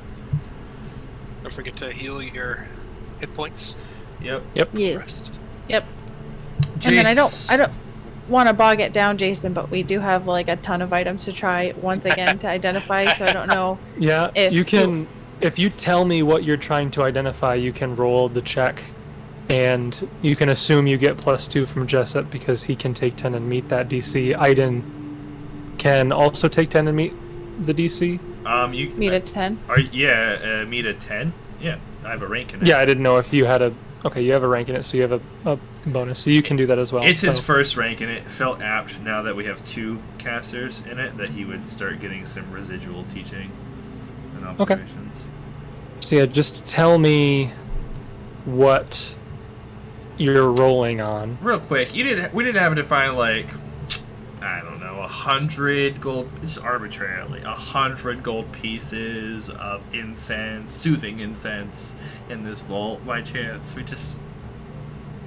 In You the sarcophagi. found 400 gold pieces, but the incense is in the sarcophagi. Yeah. Can I roll like a luck check to see if we found some incense instead of gold? It's not a matter of luck, it's a matter of what I just read from the book in the treasure paragraph. You're sure? Just because I have a particular spell that would be nice. Even more reason to not have them be there. Yeah, it just takes 100 gold pieces of incense is the thing, and I don't think... You could maybe get some from Veld. She probably has incense. Yeah, but a material component pouch that only covers up to how much GP worth of material? Anything less than I think 50 5 or 5 maybe. Yeah, it's just arbitrary stuff. Should have taken eschew materials or something. I don't know what rangers do. That wouldn't have helped. That's true. So I doubt that I could do this, or it makes sense logistically, but I'm assuming I cannot take a 10 to aid, as well as inspire competence as bardic performance. I mean, if you want to mark off rounds of bardic performance, technically you can.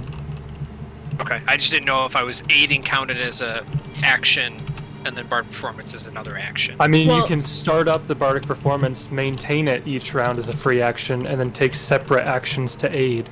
Oh, I Yeah. technically have lingering, so I could start it, drop it, aid, because that's effectively 3 rounds for every 1 bardic performance spent. Yeah, so you could, for every 1 bardic performance you make, you can also aid on 2 rolls. Because you have to spend the round to up bardic performance, and then it lingers for 2 rounds, at which point you could aid on both of those rounds. Okay. Then you'd have to spend another round to do it again for 2 more. So, and I think we have to identify how many? 6.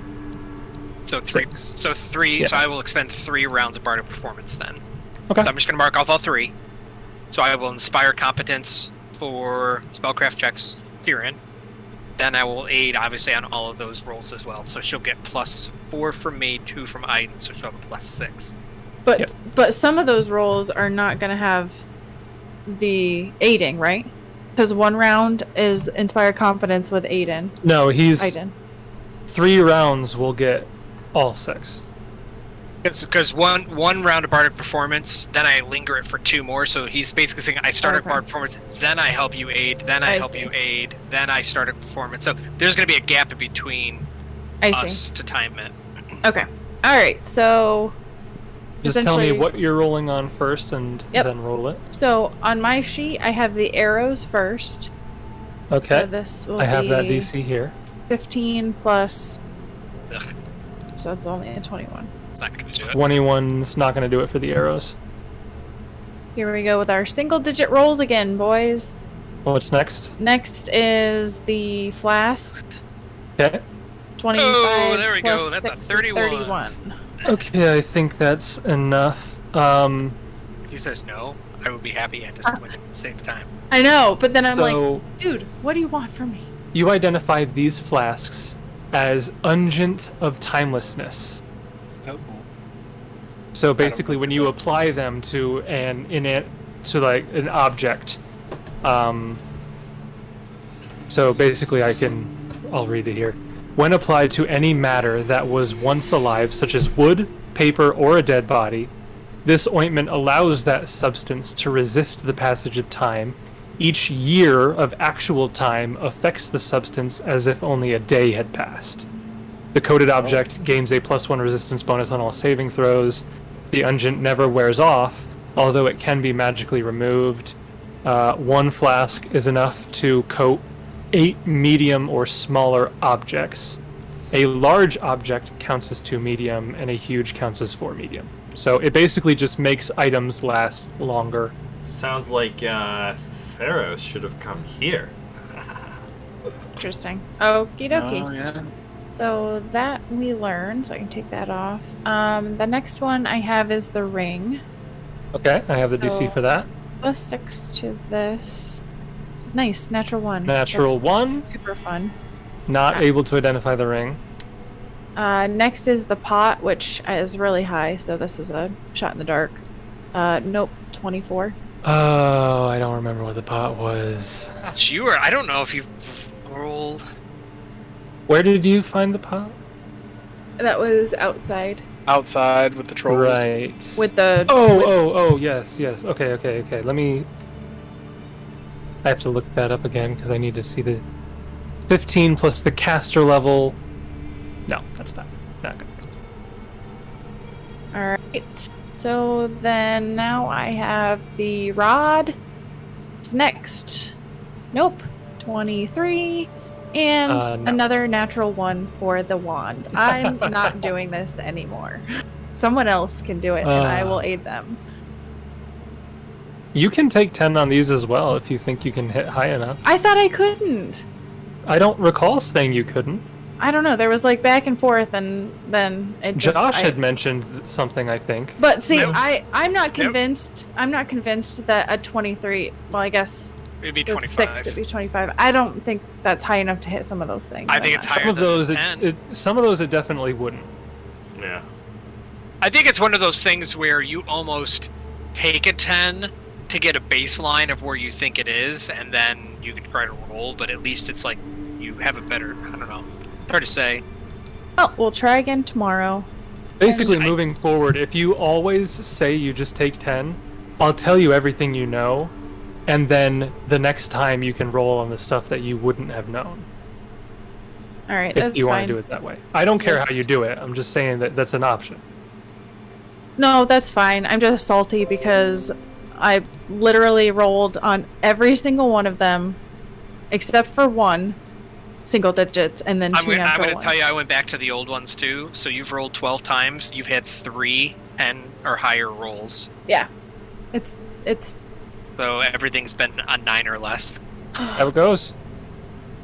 Hey, I was super salty. Like I said, when we got all those buffs and Jessup went to go do diplomacy on that one ghost guy, and I rolled like a nat 2 when I had like a plus 16 or something stupid. yeah. That's I the mean, nature of rolling. Kidding it's me? just on 12 rolls though. It's like if you look at I- it statistically, it should work sometimes. I told you guys about mathematical statistics and real life roll d20 statistics. They're 2 separate different things. The bell curve is not the same. So, All right, so what's the party doing? idea. I'm going to cast the detect or diagnose disease again, and try to Okay. All right. try to take care of that. Use the healer's kit, so that's gonna be. I mean, do you have to if you already have rolled to know what the disease is? well, to get the bonus. to get the plus on the- 4. I mean, I guess if he already got it last time, how would he not know if it's the same disease? I guess. Because it's not like a competence bonus or something, which I would say like you could maybe argue it keeps up. It's a divine or like a what is it called? It's just a flat bonus. You gain a plus 4 bonus, so it's untyped. So Yeah, I think he's just saying, like, the nature of the spell, like, it sounds like the spell gives you the bonus because the spell is telling you exactly what the disease is, so you'd know how to treat it. yeah. So it's kind of like, if you know what the disease is, how does the spell help? Kind of a logical quandary. Oh, I see what you're saying.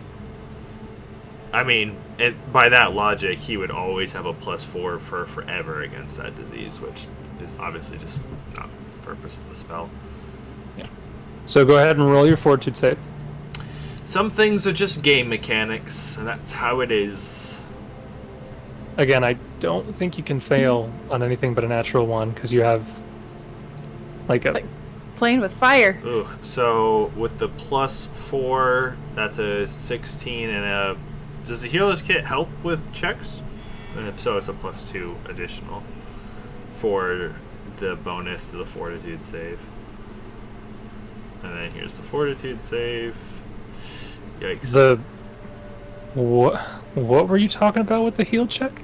To treat Plus disease. 4 on the heal check? What? Because I had cast the spell. Or are you saying I can't cast the spell? No.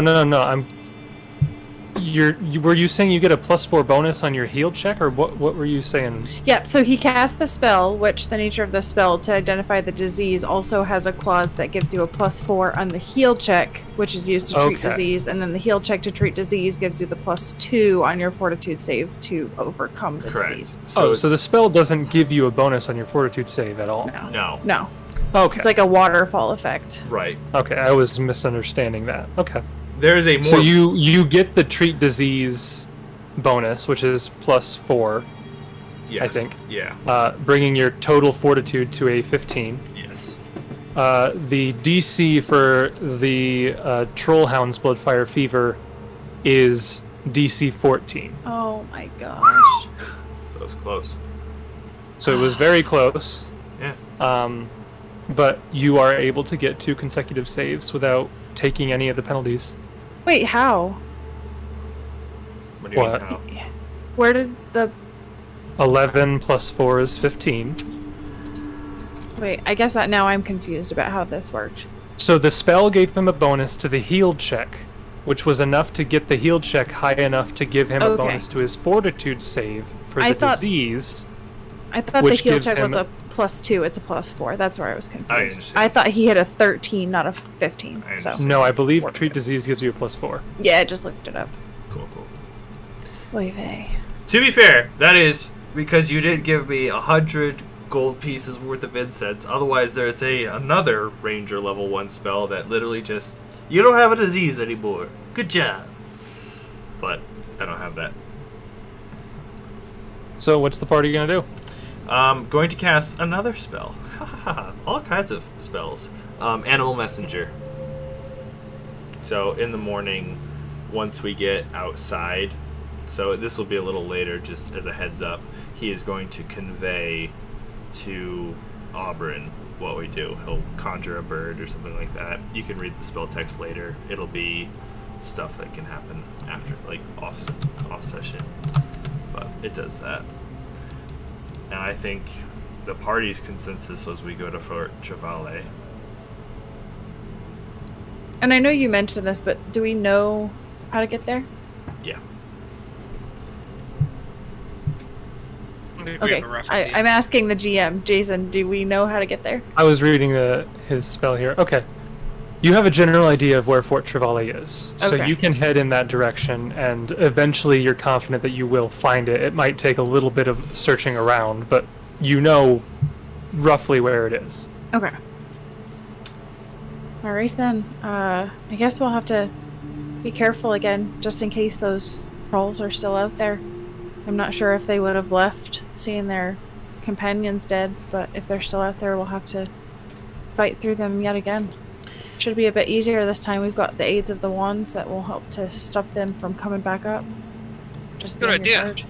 Maybe you want to pass one of them wands over my way just in case. Sure. Do you have a preference? There's burning hands or there's acid arrow. Both should be effective. Surprise me. Well, then tell me before I cast, because that would be make or break it. All right, so 1 is acid arrow, 2 is burning hands. All right, so you get burning hands with 42 charges. I will remove that from my sheet.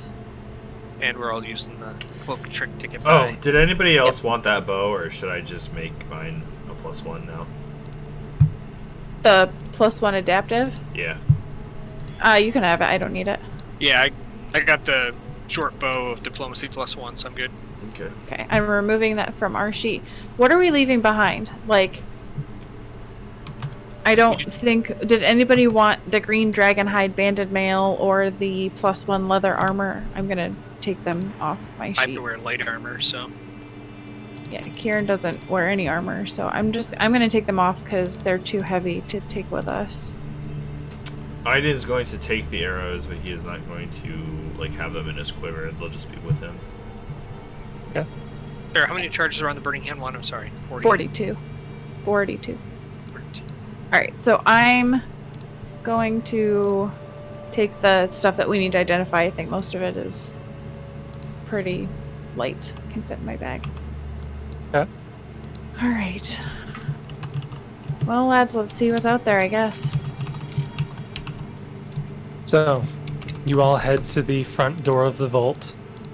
I assume you go up to it, maybe listen for a bit. You don't hear any movement.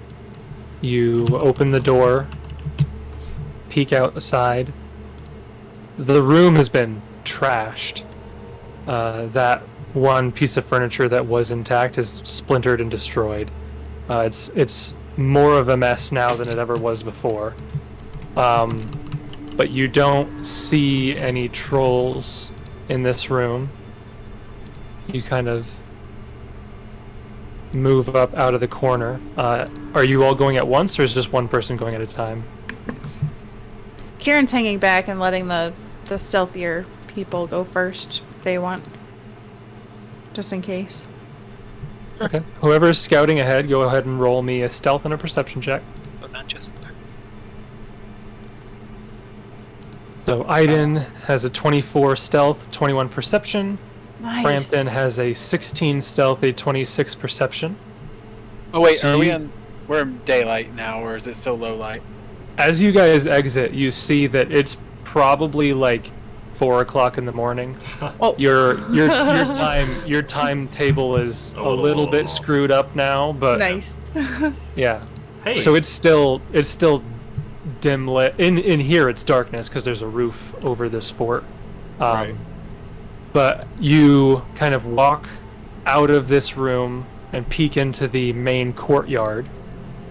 You don't see any trolls. You don't hear any trolls. The only thing that you do see, Frampton, is you look up on the roof. There's a small hole in the roof leading up to the skyline above. You can see that it is very early morning. And you see like an owl kind of just perched up there, staring down at you. But you don't see any threats. You said it was an owl? Yeah, there's an owl up there staring down at you. Oh, Tiny animal. I'll compel it. I'm assuming the creature doesn't get harmed if it's a nocturnal creature or otherwise. So, let me just read the spell. There was something I saw in there. So you compel a tiny animal to go to the spot you designate. I believe owls are tiny, but they might be small. Some of the birds are small. No, owls are tiny. Okay. The most common use is to carry a message to your allies. This animal cannot be one tamed or trained by someone else, including such creatures as familiars and animal companions. Using some type of food desirable, blah, blah, blah. Mm-hmm. Okay. So, roll a knowledge nature check. Before I cast the spell?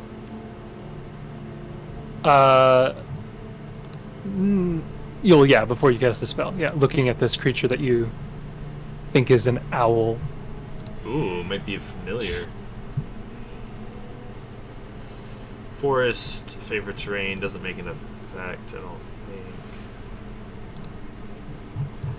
Huh. 28. So you're actually able to identify, with a 28, you're able to correctly identify. What you first thought was just a common bird, most likely an owl, actually is not an owl at all. It is a creature, and I gotta make sure I acknowledge nature. I said nature, I'm pretty sure it's neither. Let me make sure. It's weirdly holding a pair of. Watch it be Okay. Arcana because it's a magical beast. No, it is an animal. This looks like a very small, like an infant almost, rock. Oh. Oh. And looking at it, as you take a second look at it, you're like, of course, like the distance is a little bit far, but you're like, of course, that's way too big to be an owl at this distance. And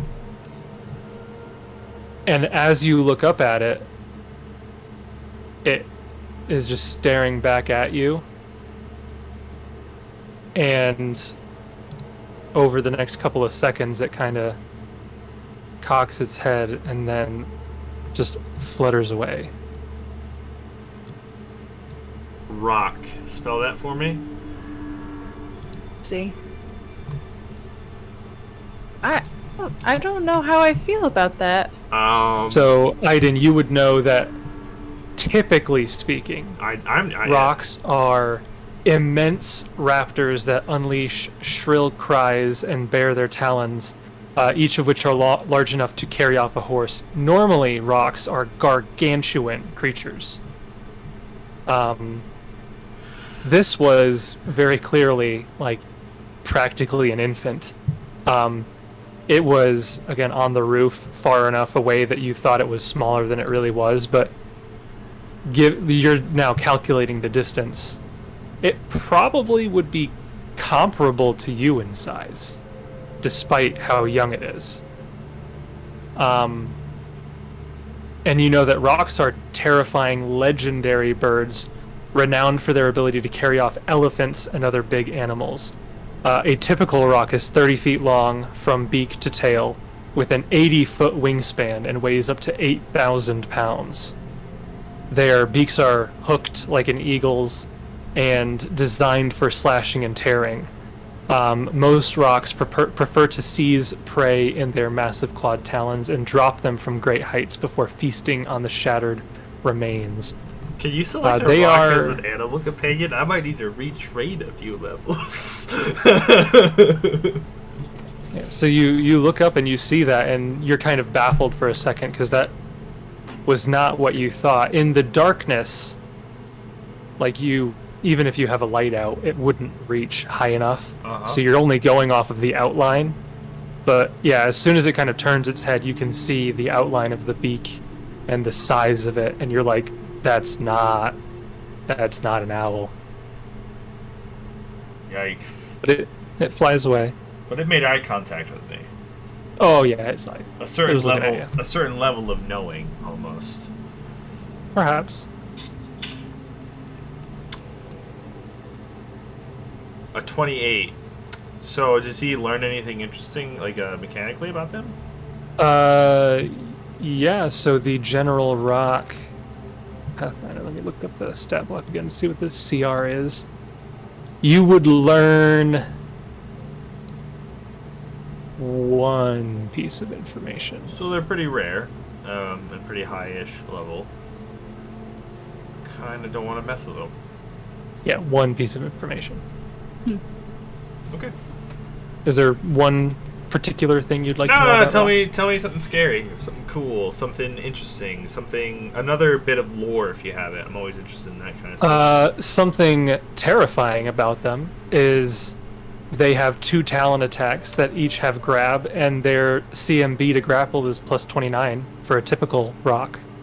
Yeah, Like you said, they just grab you, fly Yep. you way up high, then drop Yep. you to crush Yep. your body, and then they eat you. Yep. Huh. And they have flyby attack, so it's all like swoop and grab. Yeah, and so dodge. just for like context, that means that 29, right? You said so they both get free grapple attempts with their talons? If they 2 hit. talons, and each of them have a grab bonus. And they have flyby attack? Yep. So they get 2 chances to hit your AC to then pretty much guaranteeingly pick you up. I don't think you can do a full attack on flyby. Because they don't have pounce or whatever, or rend, or pounce, pounce. Correct. Yeah, Kieran's CMD is 17, so they wouldn't even have to try. Yeah, I mean, no. this was not the typical rock. This is not a gargantuan rock. This was a smaller version. That's information a grown rock would have. Yeah, we were aware. It's going to find its parents and come back for us. What's your CMD? 17. That's mine. I have 24. Squish, bros. Yeah, what do you do? That's terrifying. Is there another nice birdie? Right. If you go outside, you can find one. Yes. Yeah, that's what it'll do, and we can save the details of the message for off air. We can figure it out later, but it'll basically regale the events of so far. Wish the best for Serio. Hope that he made it there, and Hurge and all of them, Bartolo and all of them. It'll also say that we found a stash of weapons, but we have the off chance of maybe finding some rangers, so we're going to pursue that lead. You know, Gods be with you. That's the gist. And if anybody else wants to add anything, that's fine. Nope. I don't know them, so nope. Do you want me to roll any kind of like geography check or anything like that to see how well he can direct the creature? Because it relies on you can roll a knowledge geography. Yeah. Yeah, the directions must be simple because the animal depends on your knowledge and can't find a destination on its own. Yeah, and this will last for 1 day per level, so you've got to get at least good enough information that it can get there in 2 days. Yep. And knowledge geography. Right? Yep. 17? Hopefully Yeah. that's enough. We'll see. Maybe a survival too for fun? You give it the message. You kind of give some rudimentary directions, and it flutters off, hopefully to the right place. I Next to don't the know. hobgoblins. I don't know if that message will make it to Mistholm, but if it does, I think they will know to look for it. Otherwise, It's worth a shot, at least. Are we in agreement then? We will go to Fort Travale. Yeah, I say let's make some haste. Right? All right. Get to it. Get to it. As far as items that we would have left, we'll leave all the mundane stuff. We'll take the stuff that's not mundane. Okay. You start traveling northeast to Fort Travale. Again, it's like 4 a.m, so you've got like the entire day to start traveling up there. You're going, and 6 hours go by. You hit noon, and I need everybody to roll a perception check. Oh boy. 4 or 2 higher, depending on what I'm looking at. Okay. I cannot see what I rolled. We have a 19 for Aaidan, a 22 for Kieran. Dim light or nah? Under the canopy, you'd be in dim light.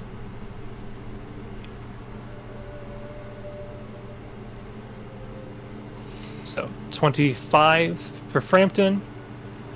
+4 And- if conversation or hidden item. 18 for Jessup. So all 4 of you here in the distance, 30 feet away or so, a little bit too far to make out through the density of the forest, you hear a branch snap. And Frampton specifically hears a voice, very faint voice.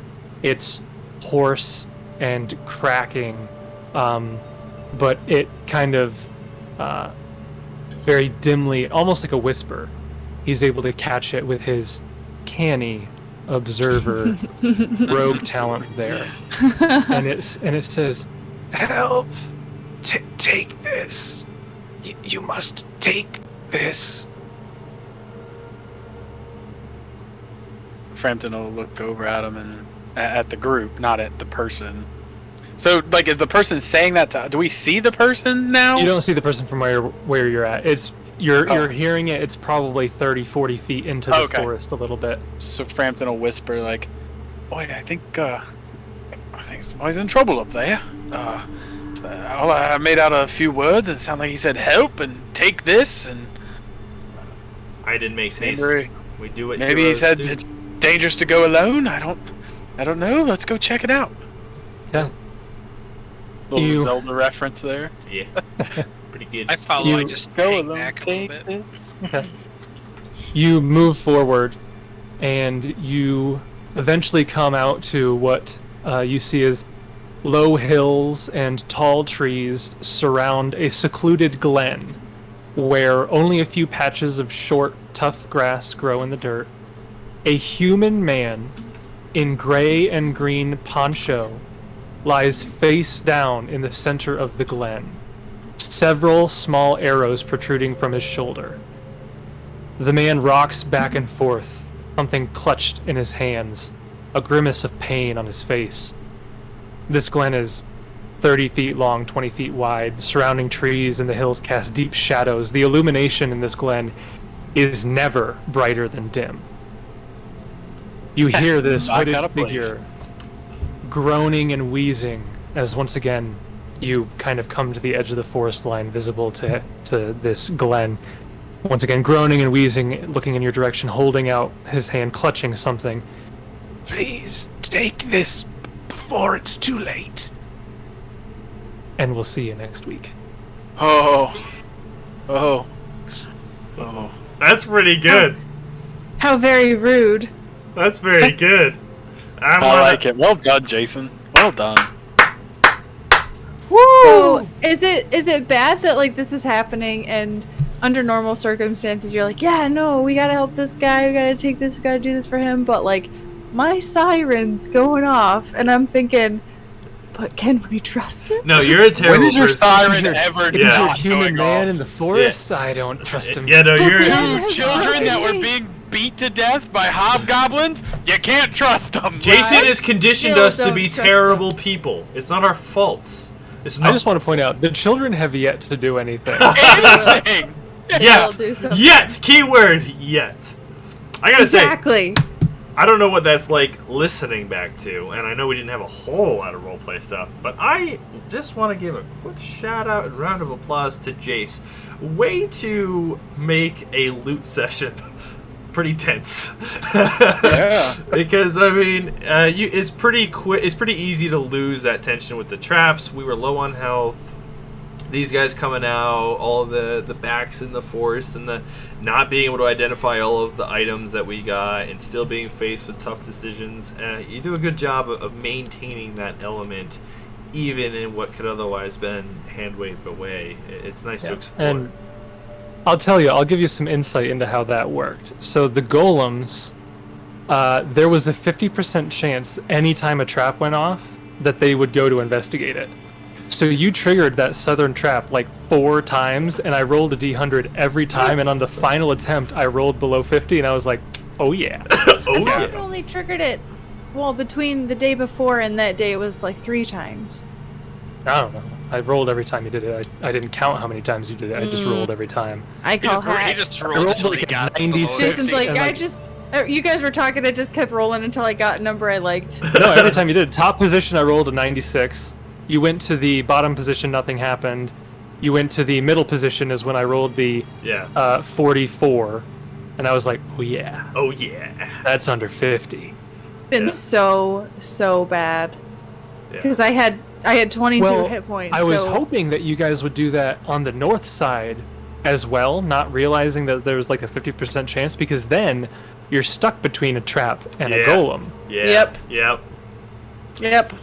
But not you ideal. didn't, so It was still good. I gotta say it's I really like Jessup's role as he's been doing this, but you can't have your bard expend all of their spells to heal you.